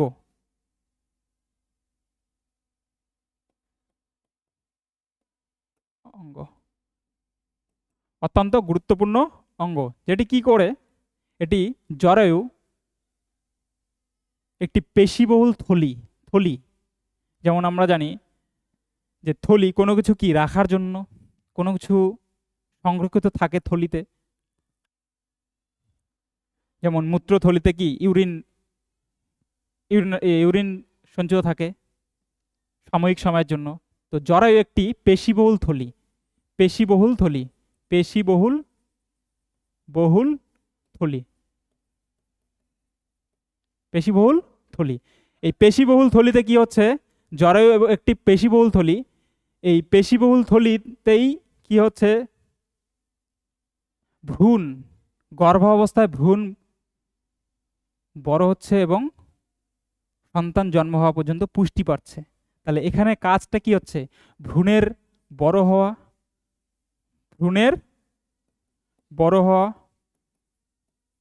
এবং সন্তান জন্ম হওয়া পর্যন্ত পুষ্টি পাওয়া। তাহলে এটা কি শুক্রাণু এবং ডিম্বাণুর মিলনের জায়গা তো নয়, তাহলে অ্যান্সার কি, এটা হবে না। নেক্সট অপশন কি বলছে, B number option fallopian tube. Fallopian tube কি, ফ্যালোপিয়ান টিউব কি, যেটিকে বলা হয় ডিম্বনালী, ডিম্বনালী বলা হয়। ফ্যালোপিয়ান টিউবকে বলা হয় ডিম্বনালী, ডিম্বনালী, ডিম্ব সরি নালী, ডিম্বনালী বলা হয় কি কাকে, ফ্যালোপিয়ান টিউবকে। এই ফ্যালোপিয়ান টিউবেই কি হচ্ছে, আমাদের শুক্রাণু এবং ডিম্বাণু শুক্রাণু এবং ডিম্বাণু ফ্যালোপিয়ান টিউবের অর্থাৎ ডিম্বনালীর যে উপরের ভাগ যেটিকে বলা হয় অ্যাম্বুলা। কি বলা হয়? ফ্যালোপিয়ান টিউব বা ডিম্বনালীর উপরের অংশকে বলা হয় অ্যাম্বুলা বলা হয়। সেই অ্যাম্বুলায় শুক্রাণু এবং ডিম্বাণু সেটির মিলন ঘটতেছে, অর্থাৎ শুক্রাণু এবং ডিম্বাণুর নিষেক অর্থাৎ ফার্টিলাইজেশন হচ্ছে। ওকে, তাহলে অ্যান্সার কি হবে? অ্যান্সার হবে বি নাম্বার অপশন। অ্যান্সার হবে অপশন নাম্বার বি অ্যান্সার। তাহলে ডিম্বাণু ডিম্বনালী বলা হয়, ফ্যালোপিয়ান টিউবকে কি বলা হয়? ডিম্বনালীও বলা হয়। শুক্রাণু কোথায় উৎপন্ন হয়? শুক্রাশয়, যেটিকে বলা হয় কি? টেস্টিস। টেস্টিস বলা হয়। এবং ডিম্বাণু কোথায় উৎপন্ন হয়? ডিম্বাশয়ে, যেটিকে বলা হয় ওভারি। ওভারিও বলা হয়, ওভারি বলা হয়। ডিম্বাশয় উৎপন্ন হয় ওভারি, সরি ডিম্বাণু উৎপন্ন হয় কি? ডিম্বাশয়, যেটিকে বলা হয় কি? ওভারি। এবং শুক্রাণু উৎপন্ন হয় কি? শুক্রাশয়, অর্থাৎ যেটিকে বলা হয় টেস্টিস। তো এই টেস্টিস আর শুক্রাণু এবং ডিম্বাণুর মিলন হচ্ছে আমাদের ফ্যালোপিয়ান টিউব বা ডিম্বনালীতে, যেখানে স্পার্ম আর ওভা সেটির মিলন হয় এবং মিলনের ফলে নিষেক প্রক্রিয়া সম্পন্ন অর্থাৎ ফার্টিলাইজেশন হয়। ফার্টিলাইজেশন পর সেটি জাইগোট গঠিত করে। অপশন নাম্বার বি সেটি সঠিক অ্যান্সার। 3 নাম্বার অপশন কি বলছে? ইলিয়াম ক্যান অ্যান্সার হবে না। ইলিয়াম কি? ইলিয়াম, ডিয়ার স্টুডেন্ট, ইলিয়াম কি? ইলিয়াম আমাদের শরীরের যে পরিপাকতন্ত্র অর্থাৎ ডাইজেস্টিভ সিস্টেম, পাচনতন্ত্র, সেটির সঙ্গে সম্পর্কিত কি? ইলিয়াম। ইলিয়াম ক্ষুদ্রান্ত, আমাদের পাচনতন্ত্রের একটি অঙ্গ, ক্ষুদ্রান্ত, ক্ষুদ্রান্তের শেষ অঙ্গ। ইলিয়াম কি? ক্ষুদ্রান্তের শেষ অংশ। শেষ অংশ কি? শেষ অংশ কি? ক্ষুদ্রান্তের শেষ অংশ কি? ইলিয়াম। ক্ষুদ্রান্তের শেষ অংশ কি? ইলিয়াম। ঠিক আছে, এটি আমাদের কিসের সঙ্গে সম্পর্কিত? ইলিয়াম পরিপাকতন্ত্রের, পরিপাক অর্থাৎ পাচনতন্ত্রের সঙ্গে সম্পর্কিত। ঠিক আছে, পাচন তন্ত্রের সঙ্গে সম্পর্কিত, পাচনতন্ত্রের সঙ্গে কি সম্পর্কিত? কি? ইলিয়াম। আর ইলিয়াম কি? ক্ষুদ্রান্তের শেষ অংশ। ক্ষুদ্রান্তের 3টি ভাগ, ডিউডেনাম, জেজুনাম, ইলিয়াম। ক্ষুদ্রান্তের কয়টি ভাগ? 3টি ভাগ। 3টি ভাগের মধ্যে সর্বশেষ ভাগ কি? ইলিয়াম। ক্ষুদ্রান্তের কয়টি ভাগ? 3টি ভাগ। Three part of Ilium, sorry small intestine, যেটাকে বলা হয় স্মল ইন্টেস্টাইন।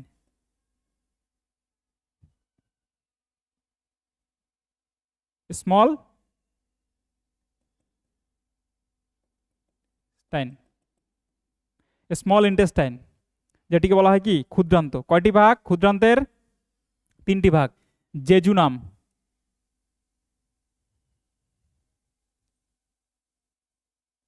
জেজুনাম, ভালো করে লিখে দিচ্ছি, জেজুনাম,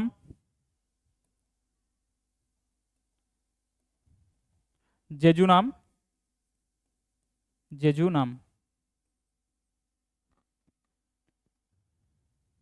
ডিউডেনাম, ডিউডেনাম হবে first, duodenum, duodenum, jejunum, ileum, ileum. তাহলে ইলিয়াম অপশানে কি ছিল? ইলিয়াম। এটি কিসের সঙ্গে সম্পর্কিত? আমাদের অর্থাৎ ডাইজেস্টিভ সিস্টেম অর্থাৎ পাচনতন্ত্রের সঙ্গে সম্পর্কিত। কি করতেছে? সেটি আমাদের পাচন প্রক্রিয়ায় সাহায্য করতেছে। এটি ক্ষুদ্রান্তের সর্বশেষ অংশ। ক্ষুদ্রান্তের কয়টি অংশ? 3টি অংশ, duodenum, jejunum, Ilium. Option number D কি বলছে? অপশন নাম্বার ডি বলছে যে কিডনি। কিডনি কি? আমাদের কিডনির কাজ কি? কিডনি কি? কিডনি রেচনতন্ত্র, রেচনতন্ত্রের প্রধান রেচন অঙ্গ। কিডনি কি রেচনতন্ত্রের প্রধান রেচন অঙ্গ। প্রধান রেচন অঙ্গ, রেচন অঙ্গ। ঠিক আছে, রেচনতন্ত্রের প্রধান রেচন অঙ্গ, রেচনতন্ত্রের প্রধান রেচন অঙ্গ। তাহলে কিডনি রেচনতন্ত্রের প্রধান কি রেচন অঙ্গ। কিডনির কাজ কি, তাহলে কিডনি কি কাজ করে, প্রধান রেচন অঙ্গ। কিডনি কি সবার শরীরে এক জোড়া কিডনি আছে, দুটো কিডনি আছে। কিডনি কাজ শরীরে রক্ত থেকে রক্তকে ফিল্টার করে। কিডনির কাজ কি রক্তকে থেকে বা ফিল্টার করে মূত্র তৈরি করা, মূত্র তৈরি করা।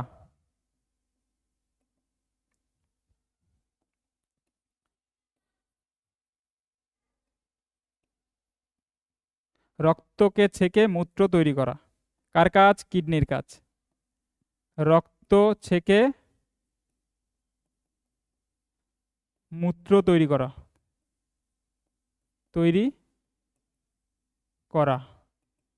এবং শরীরে উৎপন্ন বজ্র পদার্থ এবং অবশিষ্ট পদার্থ সেটিকে বের করে দেওয়া। শরীরে তৈরি বজ্র পদার্থ, শরীরে তৈরি বজ্র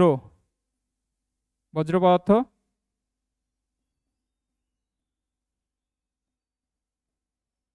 তোকে বাইরে বের করে দেওয়া, বের করে দেওয়া। ঠিক আছে, শরীরে তৈরি বজ্র পদার্থকে শরীর থেকে বাইরে নির্গত করে দেওয়া। ঠিক আছে, তাহলে কিডনির কাজ কি, কিডনি কি করে সেটা জানলাম। নেক্সট অ্যান্সার কি আছে আমাদের, এটি বি নাম্বার, ফ্যালোপিয়ান টিউব বা ডিম্বনালী। নেক্সট কোশ্চেন কি বলছে দেখো, 8 নাম্বার কোশ্চেন। সালোক সংশ্লেষণে উদ্ভিদ কোন গ্যাস ব্যবহার করে। সালোক সংশ্লেষণে উদ্ভিদ কোন গ্যাস ব্যবহার করে। উদ্ভিদের সালোক সংশ্লেষ প্রক্রিয়া এটি জৈব রাসায়নিক প্রক্রিয়া। উদ্ভিদের সালোক সংশ্লেষ প্রক্রিয়া কি একটি জৈব রাসায়নিক প্রক্রিয়া। এই প্রক্রিয়ার মাধ্যমে উদ্ভিদ সূর্যালোকের উপস্থিতিতে কি খাদ্য অর্থাৎ গ্লুকোজ তৈরি করে। তাহলে বলছে কোন গ্যাস ব্যবহার করে উদ্ভিদ সালোক সংশ্লেষ প্রক্রিয়াটাকে সম্পূর্ণ করে। এর নাম্বার অপশন বলছে oxygen, B number option carbon dioxide, C number option chlorine, D number option nitrogen. উদ্ভিদের সালোক সংশ্লেষের জন্য মুখ্য যে গ্যাসটি অর্থাৎ প্রধান ভূমিকা পালন করে যে গ্যাস সেটি কি, এই নাম্বার অপশন বলছে অক্সিজেন। অক্সিজেন কি করে উদ্ভিদ শ্বাসকার্য চালানোর জন্য উদ্ভিদ কি করে অক্সিজেন গ্রহণ করে। শ্বাসকার্য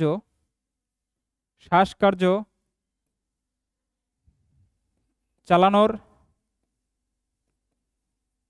জন্য তো ব্যবহার করে, কিন্তু খাদ্য উৎপন্নের সময়, খাদ্য তৈরির সময় কি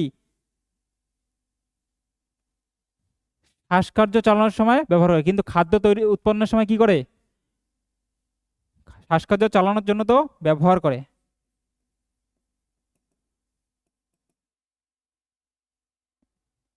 কিন্তু খাদ্য উৎপন্নের সময় সেটি কি কার্বন ডাইঅক্সাইড ফটোসিনথেসিসের সময় কি করে শ্বাসকার্যের জন্য এটি ব্যবহার করে, উদ্ভিদ শ্বাসকার্য চালানোর জন্য ব্যবহার করে। কিন্তু যেটি খাদ্য অর্থাৎ উদ্ভিদের শর্করা, উদ্ভিদের খাদ্য, উদ্ভিদের গ্লুকোজ, সেটি তৈরির জন্য উদ্ভিদ যেই গ্যাসটিকে প্রধান গ্যাস হিসেবে ব্যবহার করে সেটি কি কার্বন ডাই অক্সাইড। সেটি কি কার্বন ডাই অক্সাইড। সেটি কি কার্বন ডাই অক্সাইড। অক্সিজেন কি উদ্ভিদ শ্বাসকার্য চালানোর জন্য ব্যবহার করে, কিন্তু খাদ্য অর্থাৎ ফটোসিনথেসিসের জন্য কি ব্যবহার করতেছে? কার্বন ডাই অক্সাইড ব্যবহার করতেছে। কার্বন ডাই অক্সাইড কি? কার্বন ডাই অক্সাইড কি উদ্ভিদ সালোক সংশ্লেষ, যে উদ্ভিদের সালোক সংশ্লেষ হচ্ছে সেটা কিসের মাধ্যমে? সূর্যালোকের মাধ্যমে। উদ্ভিদ সূর্যালোকের মাধ্যমে কি করতেছে? খাদ্য অর্থাৎ সূর্যালোকের উপস্থিতিতে উদ্ভিদ গ্লুকোজ তৈরি করতেছে। গ্লুকোজ তৈরি করতেছে। কি করতেছে? কি তৈরি করে? গ্লুকোজ তৈরি করে। এবং কার উপস্থিতিতে? সূর্যালোকের উপস্থিতিতে। সূর্যালোকের উপস্থিতিতে গ্লুকোজ তৈরি করে, কিন্তু যেটি কোন গ্যাসের যদি ব্যবহার করে সেটি বলবো আমরা কি? Carbon die oxide. ঠিক আছে। উৎপন্ন করতেছে কি? অক্সিজেন। এবং শ্বাসকার্য চালানোর জন্য কি ব্যবহার করতেছে? অক্সিজেন। শ্বাসকার্য চালানোর জন্য কি? কিন্তু অক্সিজেন শ্বাসকার্য চালানোর জন্য ব্যবহার করতেছে, কিন্তু যখন খাদ্য তৈরি করতেছে তখন কি ব্যবহার করতেছে? কোন গ্যাস? খাদ্য তৈরির জন্য, খাদ্য তৈরির সময় সময় অর্থাৎ খাদ্য তৈরি অর্থাৎ ফটোসিনথেসিসের সময় কার্বন ডাই অক্সাইড CO2 ব্যবহার করে। খাদ্য তৈরির সময় কোন গ্যাস ব্যবহার করতেছে? CO2। কিন্তু শ্বাসকার্য চালানোর সময় কোন গ্যাস ব্যবহার করতেছে? অক্সিজেন। ঠিক আছে। ক্লোরিন, সি নাম্বার অপশন বলছে ক্লোরিন। ক্লোরিন কি এটি উদ্ভিদের মধ্যে স্বল্প পরিমাণে পুষ্টি যোগান দেয়। ক্লোরিনও কি উদ্ভিদের শরীরের খুবই স্বল্প অর্থাৎ কম মাত্রায় পুষ্টি উৎপন্ন কি? ক্লোরিন উদ্ভিদের শরীরে খুবই কম মাত্রায় যেটি থাকে সেটি কি? উদ্ভিদের এই পুষ্টিটা ক্লোরিন পুষ্টির যোগান দেয়। ঠিক আছে, ক্লোরিন। এবং এটি সালোক সংশ্লেষে কি করে না? কোনো গ্যাস হিসেবে ভূমিকা পালন করে না। সালোক সংশ্লেষের গ্যাস হিসেবে ভূমিকা পালন করে না কি? ক্লোরিন। উদ্ভিদের খুব খুব সামান্য সামান্য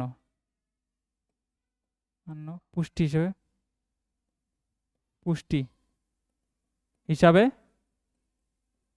ব্যবহার হয়। এবং ক্লোরিন আরো এক জায়গায় থাকে, সেটি কোথায় থাকে? ক্লোরিন আমাদের শরীরেও থাকে। ক্লোরিন কোথায়? ব্লাডে। মানব শরীরে রক্তে থাকে। মানব শরীরে কোথা থাকে? মানব শরীরে রক্তেও থাকে কি? ক্লোরিন। ডি নাম্বার অপশন বলছে নাইট্রোজেন। নাইট্রোজেন বায়ুমণ্ডলে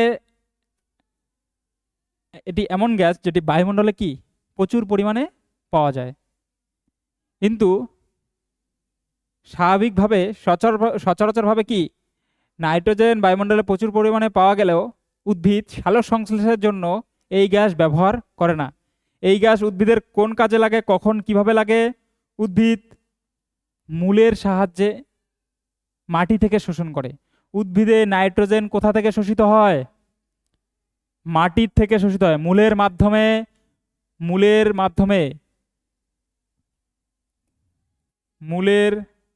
সাহায্যে মাটি থেকে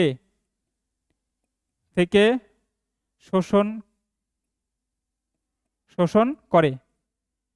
উদ্ভিদ তো বায়ুমণ্ডলে নাইট্রোজেন গ্যাস প্রচুর পরিমাণে আছে, কিন্তু উদ্ভিদ এই গ্যাসকে কি সালোক সংশ্লেষে সচরাচর ব্যবহার করে না। এটি কি উদ্ভিদের শরীরে প্রয়োজন আছে, সেটি কি হিসাবে? সেটি মূল অর্থাৎ মূলের মাধ্যমে মাটি থেকে শোষণ করে। নাইট্রোজেন গ্যাসটি কোত্থেকে শোষণ করে? মাটি থেকে। উদ্ভিদ মাটি থেকে নাইট্রোজেন গ্যাস শোষণ করে। ঠিক আছে, সালোক সংশ্লেষের জন্য ব্যবহার করে না। সালোক সংশ্লেষের ফলে উদ্ভিদের মধ্যে কি তৈরি হচ্ছে? গ্লুকোজ তৈরি হচ্ছে। গ্লুকোজ যেটি খাদ্য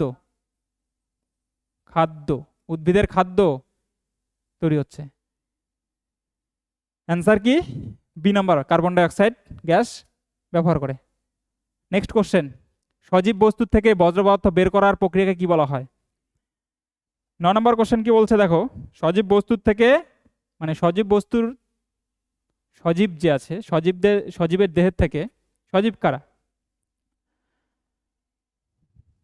প্রাণী, উদ্ভিদ সবাই সজীব। তো বলছে ওখানে সজীবের দেহের থেকে বজ্র পদার্থ বের করার প্রক্রিয়াকে কি বলে? এ নাম্বার অপশন পরিপাক, বি নাম্বার অপশন শ্বসন, সি নাম্বার অপশন রেচন এবং ডি নাম্বার অপশন অভিস্রবণ। পরিপাক, এ নাম্বার অপশন। পরিপাক কি বলছে? আমাদের সবার ফার্স্ট জানতে হবে কি বলছে, যে বজ্র পদার্থ বের করার প্রক্রিয়াকে কি বলা হয়। আমি একটু আগেই বলেছিলাম যে বজ্র পদার্থ আমাদের শরীরের বজ্র পদার্থ নির্গত এবং রক্তের পরিস্রবণ অর্থাৎ রক্তের ফিল্টারেশন, রক্তকে ছেঁকে মূত্র তৈরি করা এবং বজ্র পদার্থ শরীর থেকে নির্গত করা কার কাজ?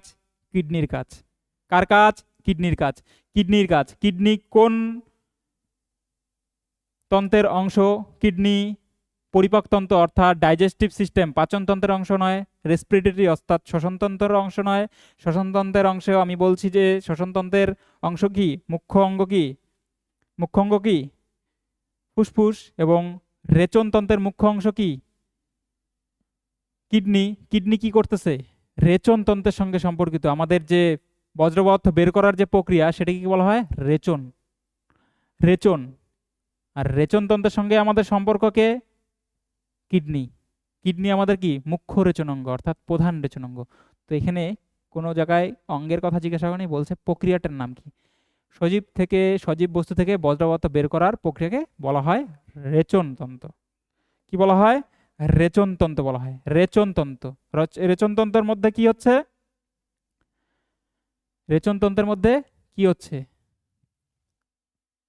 উদ্ভিদের মধ্যে তৈরি হওয়া বজ্র পদার্থ, উদ্ভিদের শরীরে তৈরি হওয়া বজ্র পদার্থ ফিল্টারেশনের মাধ্যমে অর্থাৎ ছেঁকে নেওয়ার ফলে সেটিকে বের করে দেওয়া হচ্ছে এই রেচনতন্ত্রের মধ্যে। মুখ্য রেচনাঙ্গ কি? মুখ্য রেচনাঙ্গ, রেচন অঙ্গ কিডনি। কিডনি মুখ্য রেচনাঙ্গ কি? কিডনি। পরিপাক কি? পরিপাক। পরিপাক অর্থাৎ ডাইজেশন। পরিপাক অর্থাৎ ডাইজেশন। পরিপাক এটি এমন একটি প্রক্রিয়া, পরিপাক এটি এমন একটি প্রক্রিয়া যেখানে কি জটিল খাদ্যবস্তু, পরিপাক এমন একটি প্রক্রিয়া যেখানে জটিল খাদ্যবস্তু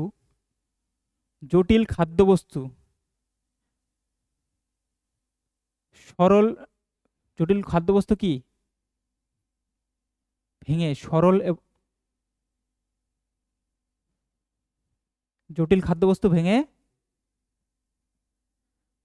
সরল ও শোষিত হচ্ছে।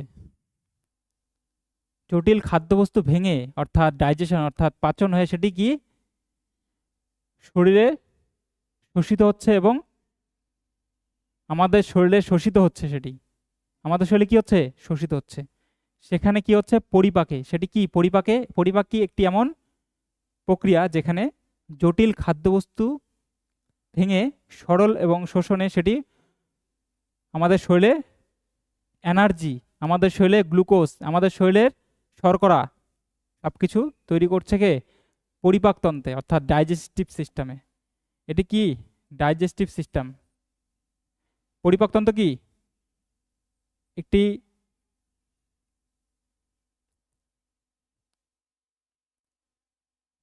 এমন একটি প্রক্রিয়া যেখানে জটিল খাদ্যবস্তু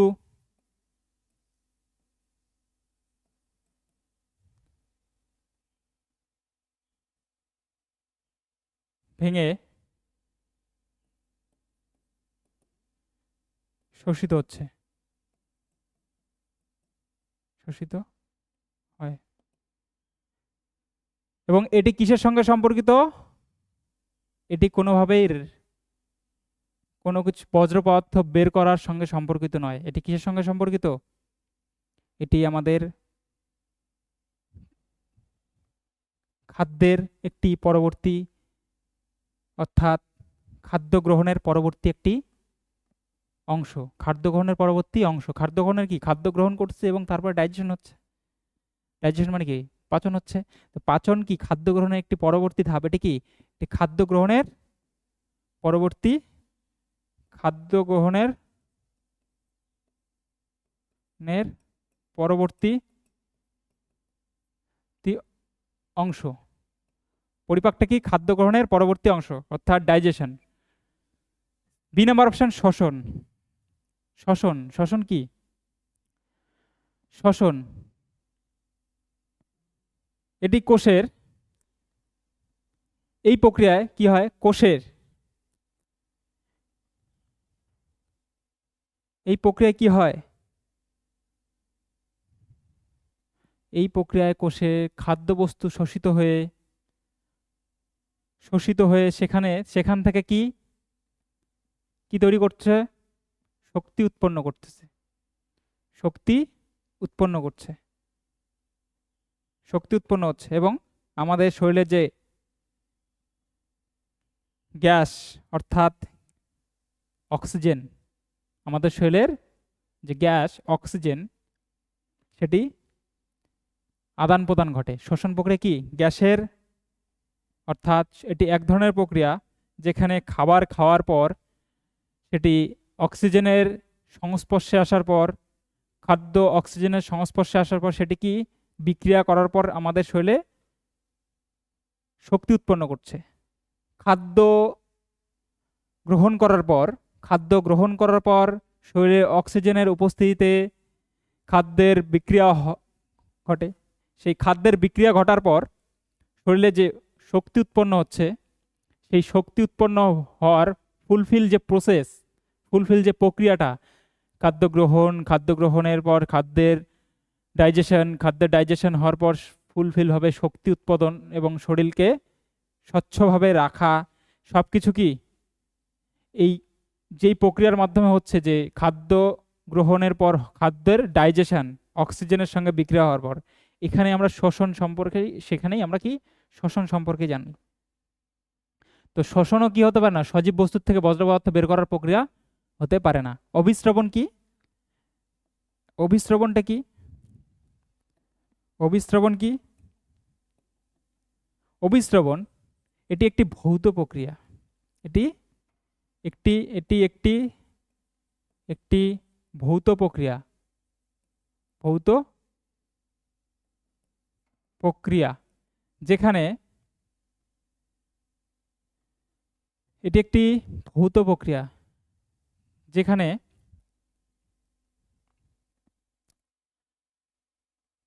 কম ঘনত্বের, যার মাধ্যমে কি হয়, এটি একটি ভৌত প্রক্রিয়া যার মাধ্যমে কম ঘনত্বের দ্রবণ, অভিস্রবণ একটি ভৌত প্রক্রিয়া যার মাধ্যমে কোনো দ্রবণ থেকে দ্রাবক, কম ঘনত্বের দ্রবণ থেকে দ্রাবক বেশি ঘনত্বের দ্রবণের দিকে প্রবাহিত হয়। ভালো করে বুঝো, অভিস্রবণ অর্থাৎ যেটিকে বলা হয় কি অসমোসিস, অভিস্রবণ,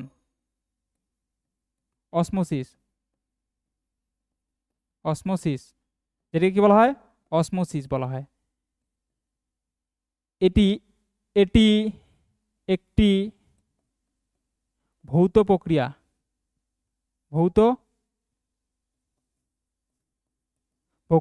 এটি একটি কি ভৌত প্রক্রিয়া, এটি ভৌত প্রক্রিয়া যার মাধ্যমে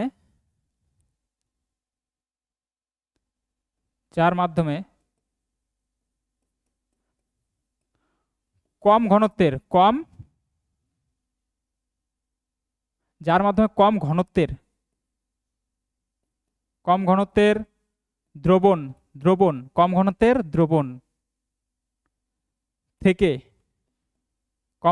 দ্রবণ থেকে দ্রাবক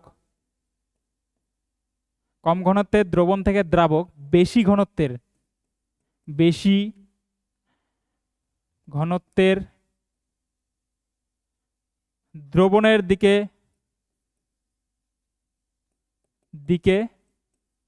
প্রবাহিত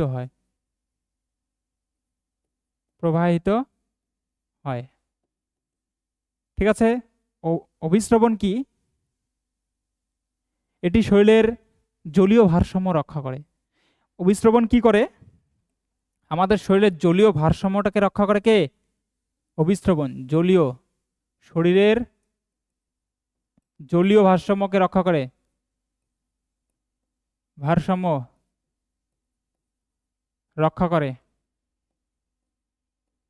জলীয় ভারসাম্যকে রক্ষা করে।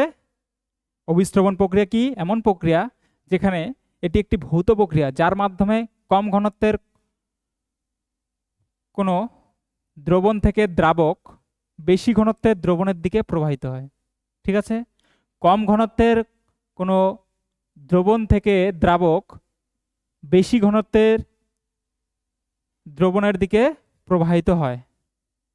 এবং অভিস্রবণ কি করে? শরীরের জলীয় ভারসাম্য রক্ষা করে। নেক্সট কোশ্চেন বলছে মানুষের মুখের কতগুলি হাড় থাকে? মানুষের মুখে কতগুলি হাড় থাকে?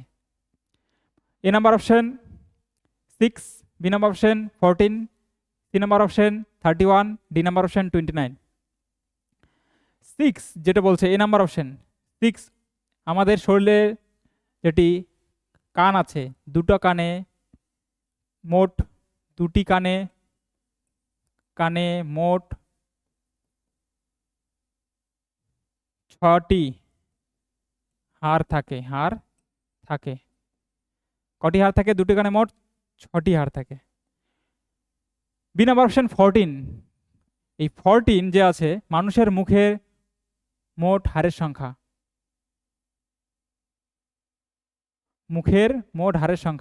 মানুষের মুখের মোট হাড়ের সংখ্যা। ঠিক আছে। সি নাম্বার অপশন অর্থাৎ ডি নাম্বার অপশনে দেখো যেটি বলছে 29, এটি মানুষের মাথার মোট হাড়ের সংখ্যা। মানুষের স্কুল অর্থাৎ মাথায় মানুষের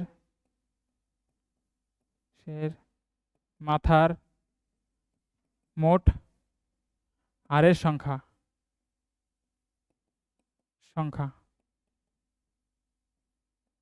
মোট হাড়ের সংখ্যা মানুষের মাথার কত? 29। 6 কি? টোটাল 2টা কানে কটি? 6টি হাড়, এবং 14টি মোট মুখের হাড় কয়টি? 14টি। ঠিক আছে। Next question, dear student, next question, নিচের কোনটিকে আত্মঘাতী থলি বলা হয়?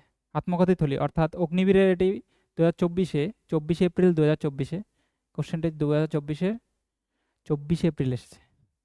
নিচের কোনটিকে আত্মঘাতী থলি বলা হয়? রাইবোজোম, লাইসোজোম, স্প্যারোজোম এবং মাইট্রোকন্ড্রিয়া। এ নাম্বার অপশন বলছে রাইবোজোম। এ নাম্বার অপশন কি বলছে? রাইবোজোম। রাইবোজোমকে তো আত্মঘাতী থলি বলা হয় না, রাইবোজোম কি বলা হয়? প্রোটিন ফ্যাক্টরি বলা হয়। প্রোটিন সংশ্লেষণে কাজ করে কে? রাইবোজোম। প্রোটিন ফ্যাক্টরি বলা হয় এবং প্রোটিন সংশ্লেষণে কাজ করে।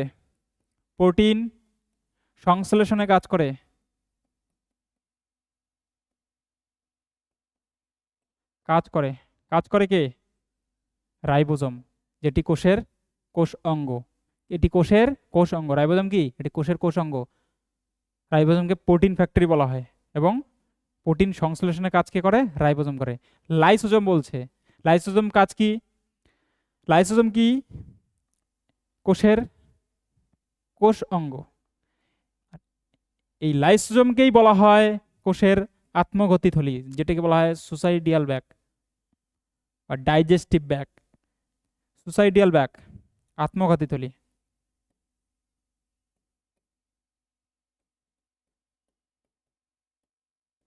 কাকে বলা হয় আত্মঘাতী থলি? তাহলে অ্যান্সার কোনটা হবে? লাইসোজোম। অ্যান্সার কি? লাইসোজোম, কারণ লাইসোজোমকে আত্মঘাতী থলি বলে। সি নাম্বার অপশন বলছে স্প্যারোজোম। স্প্যারোজোম কোথায় থাকে? উদ্ভিদের মধ্যে থাকে। স্প্যারোজোম কোথায় থাকে? উদ্ভিদের মধ্যে থাকে। এটি উদ্ভিদের মধ্যে থাকে। এটি উদ্ভিদের কোষাঙ্গ, উদ্ভিদের কোষাঙ্গ, কোষাঙ্গ। স্প্যারোজোম কি কাজ করে? স্প্যারোজোম কি কাজ করে? স্প্যারোজোম কি কাজ করে? লিপিডস এবং চর্বি সঞ্চয় করে এবং সংশ্লেষণ করে। এই আমাদের শরীরে রাইবোজোম কি করে? Protein factory. রাইবোজোমের কাজ কি? প্রোটিন নির্মাণ এবং প্রোটিন সংশ্লেষণ। উদ্ভিদ কোষে সেটি কি করে? এই স্প্যারোজোম যে আছে, এই স্প্যারোজোমই উদ্ভিদ কোষে কি করতেছে? চর্বিকে সঞ্চয় করতেছে, অর্থাৎ লিপিডস, লিপিডস, লিপিডস এবং চর্বি সঞ্চয় করে। লিপিডস এবং চর্বি কি করতেছে? সঞ্চয় করতেছে। লিপিডস এবং চর্বি সঞ্চয় করে কে? সঞ্চয় করে, করে এবং এবং তার কি সংশ্লেষণ করে, তার সংশ্লেষণ করে।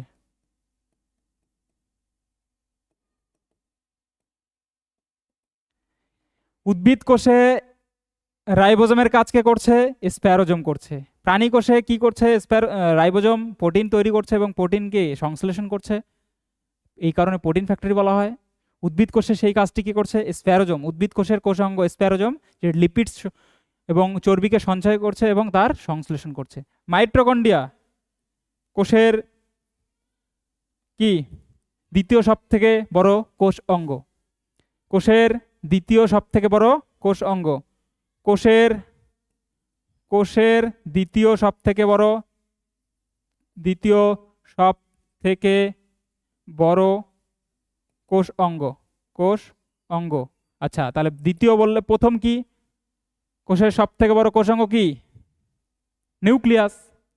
নিউক্লিয়াস কি সব থেকে বড় কোষ অঙ্গ প্রথম। তৃতীয় বললে কোষের দ্বিতীয় সব থেকে বড় কোষ অঙ্গ, এবং কোষের সব থেকে বড়, সবার প্রথমে কোষের যে অঙ্গের উৎপত্তি হয় সেটি মাইটোকন্ড্রিয়া। কোষের মধ্যে যে কোষ অঙ্গের সবার প্রথমে উৎপত্তি ঘটে সেটি কি? মাইটোকন্ড্রিয়া। এই মাইটোকন্ড্রিয়াকে কি বলা হয়? কোষ যে আছে, কোষের শক্তিঘর, অর্থাৎ পাওয়ার হাউস অফ সেল বলা হয়, শক্তিঘর বলা হয়, শক্তিঘর বলা হয়। কি কারণে শক্তিঘর বলা হয়? কোষের শক্তিঘর, কোষের শক্তিঘর বলা হয় কি কারণে? এই মাইটোকন্ড্রিয়ার মধ্যেই যে শক্তি উৎপন্ন হচ্ছে, মাইটোকন্ড্রিয়ায় যে শক্তি উৎপন্ন হচ্ছে সেটি, সেই শক্তিটা কোষের মাইটোকন্ড্রিয়ায় যে শক্তি উৎপন্ন হয় সেই শক্তি এটিপি রূপে মাইটোকন্ড্রিয়ায় সঞ্চিত থাকে। যে শক্তি উৎপন্ন হচ্ছে, কোষের যে শক্তি উৎপন্ন হচ্ছে সেই শক্তি মাইটোকন্ড্রিয়ায় কি হিসেবে সঞ্চিত থাকে? মাইটোকন্ড্রিয়ায় এটিপি, অর্থাৎ এক ধরনের একক, শক্তির এক ধরনের একক এটিপি। কি এই কারণেই কি কোষের শক্তিঘর বলা হয় কাকে? মাইটোকন্ড্রিয়াকে। আর মাইটোকন্ড্রিয়া কেন কোষের শক্তি বলা হয়, শক্তিঘর বলা হয়? কোষের মধ্যে উৎপন্ন শক্তি এটিপি রূপে সঞ্চিত থাকে, এটিপি রূপে সঞ্চিত থাকে, সঞ্চিত থাকে। এই কারণেই কোষের মধ্যে শক্তি উৎপন্ন শক্তি, এই উৎপন্ন শক্তি এটিপি রূপে সঞ্চিত থাকে কোথায়? মাইটোকন্ড্রিয়াতে। ওকে, নেক্সট কোশ্চেন। নেক্সট কোশ্চেন কি বলছে? খাদ্য হজম করতে কোন অ্যাসিড ভূমিকা পালন করে? খাদ্য হজম করতে কোন অ্যাসিড ভূমিকা পালন করে? ঠিক আছে, খাদ্য হজম করতে কোন অ্যাসিড ভূমিকা পালন করে? খাদ্য হজম করতে কোন অ্যাসিড ভূমিকা পালন করে? A number benzoic acid, sulphuric acid, hydrochloric acid এবং formic acid. A number benzoic acid, B number sulphuric acid, C number hydrochloric acid, D number formic acid. Benzoic acid, এই অ্যাসিডের কাজ কি? কোষের খাদ্য হজম করা না। এই কোষের কাজ কি? বেনজোইক অ্যাসিড কি কাজ করে? খাদ্যের সংরক্ষক হিসেবে কাজ করে। আমাদের শরীরে খাদ্যের সংরক্ষক হিসেবে কাজ করে। খাদ্যের সংরক্ষক হিসাবে কাজ করে।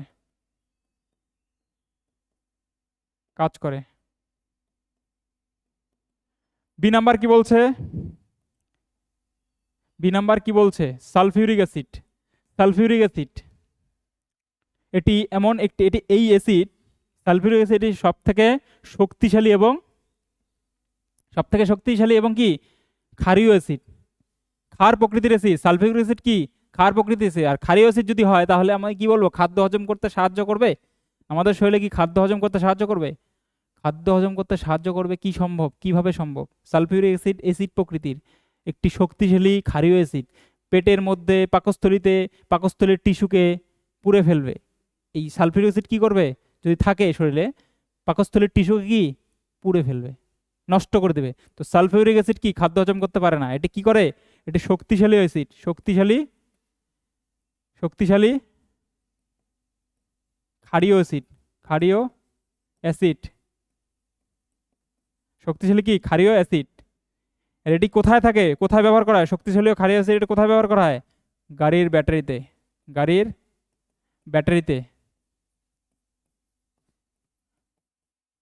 বিশেষভাবে কোথায় ব্যবহার করা হয়? গাড়ির ব্যাটারিতে। গাড়ির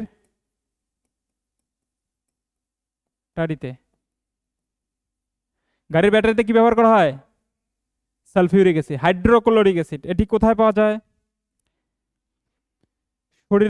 আমাদের শরীরে পাকস্থলীতে পাওয়া যায় এক ধরনের কোষ। আমাদের শরীরে পাকস্থলীতে পাওয়া যায় এক ধরনের কোষ, যেটি কি অক্সেন্টিক সেল। আমাদের শরীরে পাকস্থলীতে কি পাওয়া যায়? পাকস্থলীতে এক প্রকারের কোষ পাওয়া যায়, কোষ থাকে, এক প্রকারের কোষ থাকে। এই কোষ থেকেই কি তৈরি? এই কোষটার নাম কি? এক ধরনের কোষ থাকে, সেই কোষটার নাম কি? যাকে কি বলা হয়? অক্সেন্টিক সেল বলা হয়। অক্সেন্টিক সেল, যাকে কি বলা হয়? Oxyntic, OXYNTIC, oxyntic cell, oxyntic কোষ বলা হয়। এই অক্সেন্টিক কোষ থেকে আমাদের শরীরে যে খাদ্য হজম করার acid hydrochloric, C number option, এই হাইড্রোক্লোরিক অ্যাসিডের নির্মাণ কোন কোষ থেকে? পাকস্থলীতে পাওয়া অক্সেন্টিক কোষ থেকেই আমাদের শরীরের খাদ্য হজম করার অ্যাসিড, যেটা হাইড্রোক্লোরিক অ্যাসিডের নির্মাণ। তাহলে হাইড্রোক্লোরিক অ্যাসিডের নির্মাণ থেকে অক্সেন্টিক সেল থেকে। লিখে দিয়েছি, ঠিক আছে? এটা কি খাদ্য হজম করায়,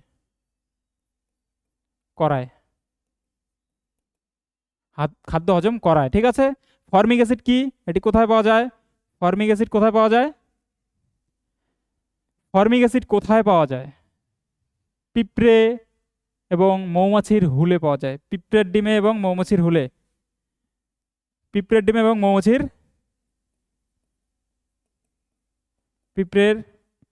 এবং মৌমাছির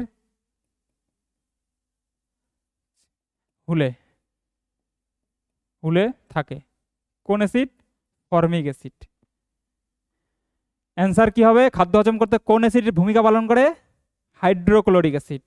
আর ফর্মিক অ্যাসিড কিসে পাওয়া যায়? পিঁপড়ের ডিমে।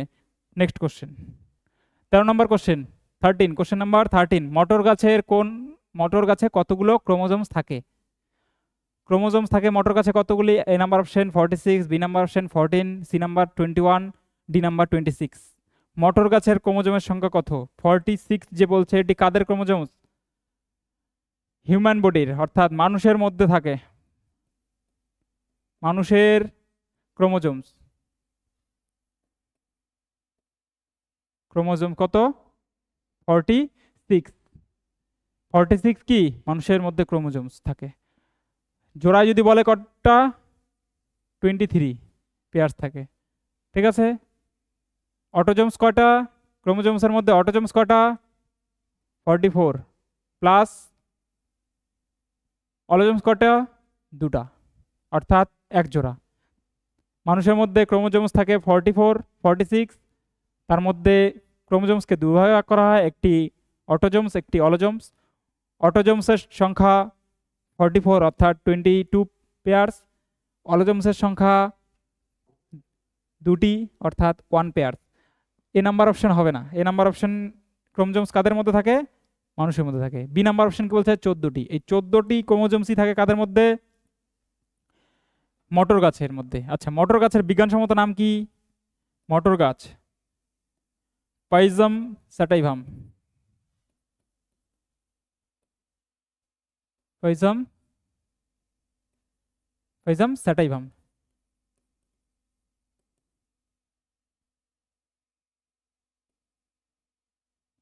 পাইজম স্যাটাইভাম।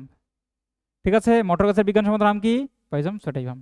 আচ্ছা, মটর গাছে ক্রোমোজোমসের খোঁজ কোন বিজ্ঞানী করছেন?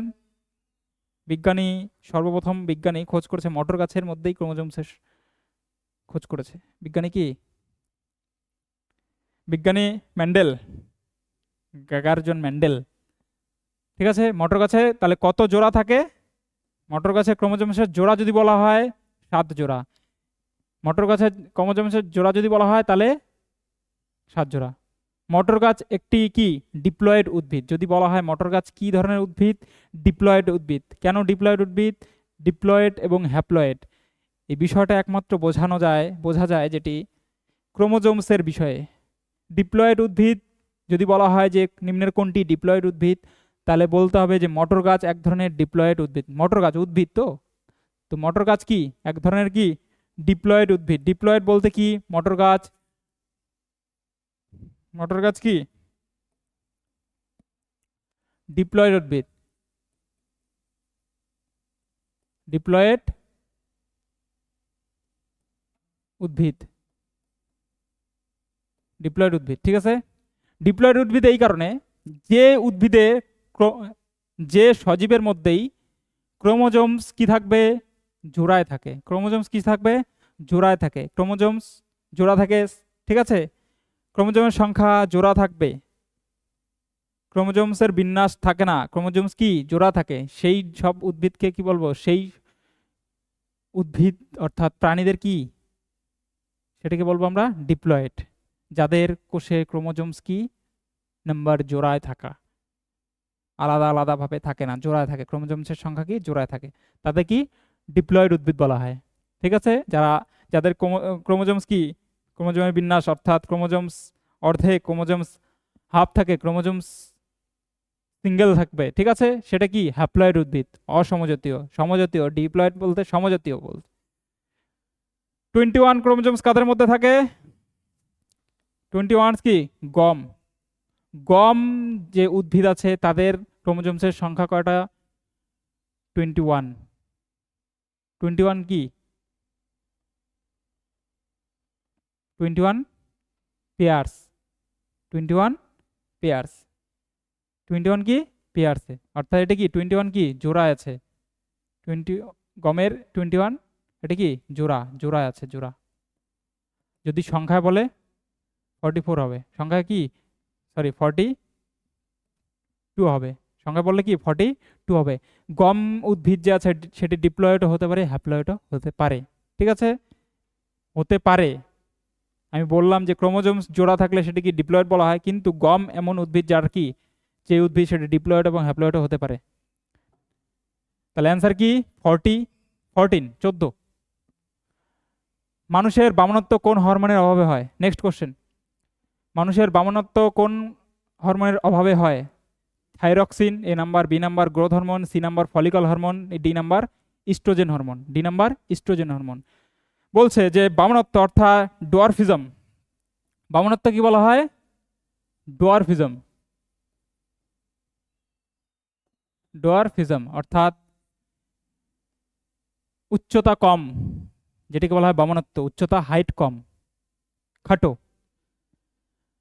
তো কোন হরমোনের অভাবজনিত রোগ, কোন হরমোন কম হলে অর্থাৎ কোন হরমোন কম নিঃসৃত হলে এই আমরা ডোয়ারফিজম অর্থাৎ বামনত্ব রোগটি দেখতে পাই? এ নাম্বার অপশন বলছে থাইরক্সিন হরমোন। থাইরক্সিন হরমোনের অভাবে কি রোগ হয়? থাইরক্সিন হরমোনের অভাবে কি রোগ হয়? আমি বলছি ক্রিয়েটিনিজম এবং ম্যাক্সিডিমা। ক্রিয়েটিনিজম এবং ম্যাক্সিডিমা। থাইরক্সিনের অভাবজনিত রোগ কি? ক্রিয়েটিনিজম এবং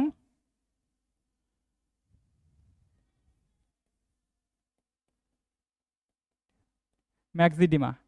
ক্রিয়েটিনিজম হয় বাচ্চাদের, ম্যাক্সিডিমা হয় বাচ্চা বয়স্কদের, বাচ্চাদের, এটি বয়স্কদের অর্থাৎ অ্যাডাল্টস, প্রাপ্তবয়স্কদের, বয়স্কদের। ঠিক আছে, তাহলে থাইরক্সিনের অভাবজনিত রোগ ক্রিয়েটিনিজম ম্যাক্সিডিমা, কিন্তু বামনত্ব নয়।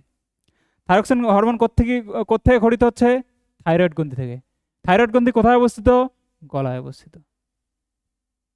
ঠিক আছে, কোথায় অবস্থিত? গলায় অবস্থিত। কোন হরমোন কোন গ্রন্থি থেকে খরিত হচ্ছে? থাইরয়েড। থাইরয়েড গ্রন্থি থেকে খরিত হয়, থেকে খরিত নিঃসৃত হরমোন। ঠিক আছে, তাহলে এর অভাবজনিত রোগ কি? ক্রিয়েটিনিজম এবং ম্যাক্সিডিমা। ক্রিয়েটিনিজম কি? এটি শরীরের বৃদ্ধি, বাচ্চাদের বৃদ্ধির থেকে বেশিরভাগ প্রভাব কোথায় ফেলে? শরীরে বাচ্চাদের বৃদ্ধির থেকে বেশিরভাগ প্রভাব ফেলে কি? মানসিক বিকাশে প্রভাব ফেলছে কে? এই থাইরক্সিন হরমোন মানসিক বিকাশে প্রভাব ফেলে কাদের? ক্রিয়েটিনিজম অর্থাৎ বাচ্চাদের। বাচ্চাদের মানসিক বিকাশে প্রভাব ফেলবে যদি থাইরক্সিন হরমোন কম হয়, সেটাকে ক্রিয়েটিনিজম বলা হয়। Growth hormone, B number option কি বলছে? Growth hormone. গ্রোথ হরমোন কি করে? এই গ্রোথ হরমোন আমাদের শরীরে বৃদ্ধি অর্থাৎ বিকাশ, শারীরিক বৃদ্ধি এবং বিকাশ ঘটায়। ঠিক আছে, শারীরিক বৃদ্ধি এবং বিকাশ ঘটায়। তো মানুষের গ্রোথ হরমোন কি করছে? শরীরের বৃদ্ধি এবং বিকাশ ঘটাচ্ছে। আর এই হরমোন কম হলে কি হচ্ছে? একমাত্র যেটা বামনত্ব, ডোয়ারফিজম। এই গ্রোথ হরমোনের অভাবজনিত রোগেই কি হচ্ছে? ডোয়ারফিজম অর্থাৎ বামনত্ব রোগ হচ্ছে। তাহলে অ্যান্সার কি? বামনত্ব। অ্যান্সার কি? Sorry, B number, growth hormone. Answer কি হবে? Growth hormone. গ্রোথ হরমোন কোন গ্রন্থি থেকে নিঃসৃত হয়? যদি বলি গ্রোথ হরমোন কোন গ্রন্থি থেকে নিঃসৃত হয়? থাইরক্সিন হরমোন থাইরয়েড গ্রন্থি থেকে। গ্রোথ হরমোন কি? পিটুইটারি গ্রন্থি থেকে। পিটুইটারি গ্রন্থির কি? অগ্রভাগ থেকে।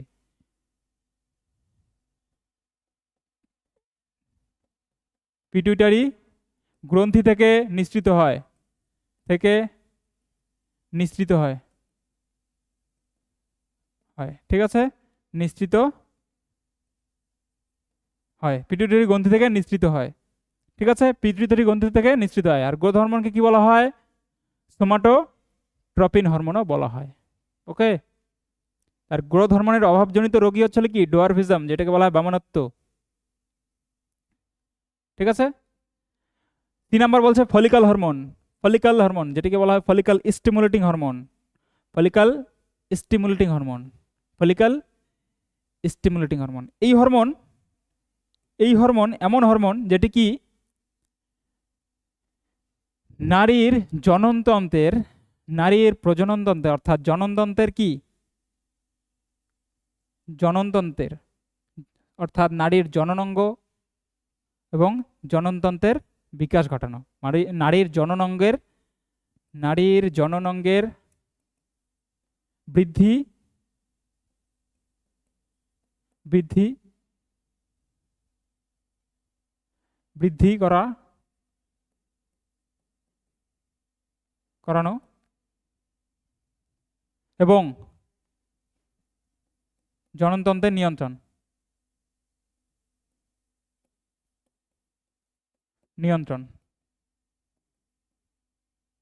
করে। ঠিক আছে, এই ফলিকল স্টিমুলেটিং হরমোন, এই হরমোন নারীর জননাঙ্গের বৃদ্ধি করায়। ঠিক আছে, এবং যে জননতন্ত্রের নিয়ন্ত্রণ করে। এবং এই হরমোন কম হলে, এই হরমোন যদি স্বাভাবিক মাত্রার থেকে কম হয়ে যায় সেটি কি পরিস্থিতিতে যাবে? নারীর শারীরিক যে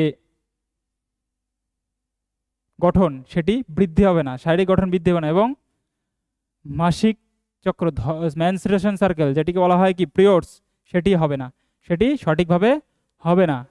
কি হবে না? সঠিকভাবে হবে না। ঠিক আছে, সেটি কি হবে না? সরি, এটা মিস্টেক হচ্ছে, যে এটির কাজ থাকবে ইস্ট্রোজেন, ইস্ট্রোজেন হরমোনের। ঠিক আছে, এটি কাজ কার? ইস্ট্রোজেন হরমোনের। ফলিক্যাল স্টিমুলেটিং হরমোন কি? ফলিক্যাল স্টিমুলেটিং হরমোন কি? এটির কাজ যৌন চরিত্র যে আছে, যৌন বৈশিষ্ট্য নিয়ন্ত্রণ, যৌন বৈশিষ্ট্যর নিয়ন্ত্রণ, যৌন বৈশিষ্ট্য যে আছে, যৌন বৈশিষ্ট্যের নিয়ন্ত্রণ। ঠিক আছে, ইস্ট্রোজেন এবং প্রোজেস্টেরন, ইস্ট্রোজেন এবং প্রোজেস্টেরন এটি কি? নারীর যেটি প্রজনন হরমোন, এটি নারীর প্রজনন হরমোন, অর্থাৎ জনন হরমোন।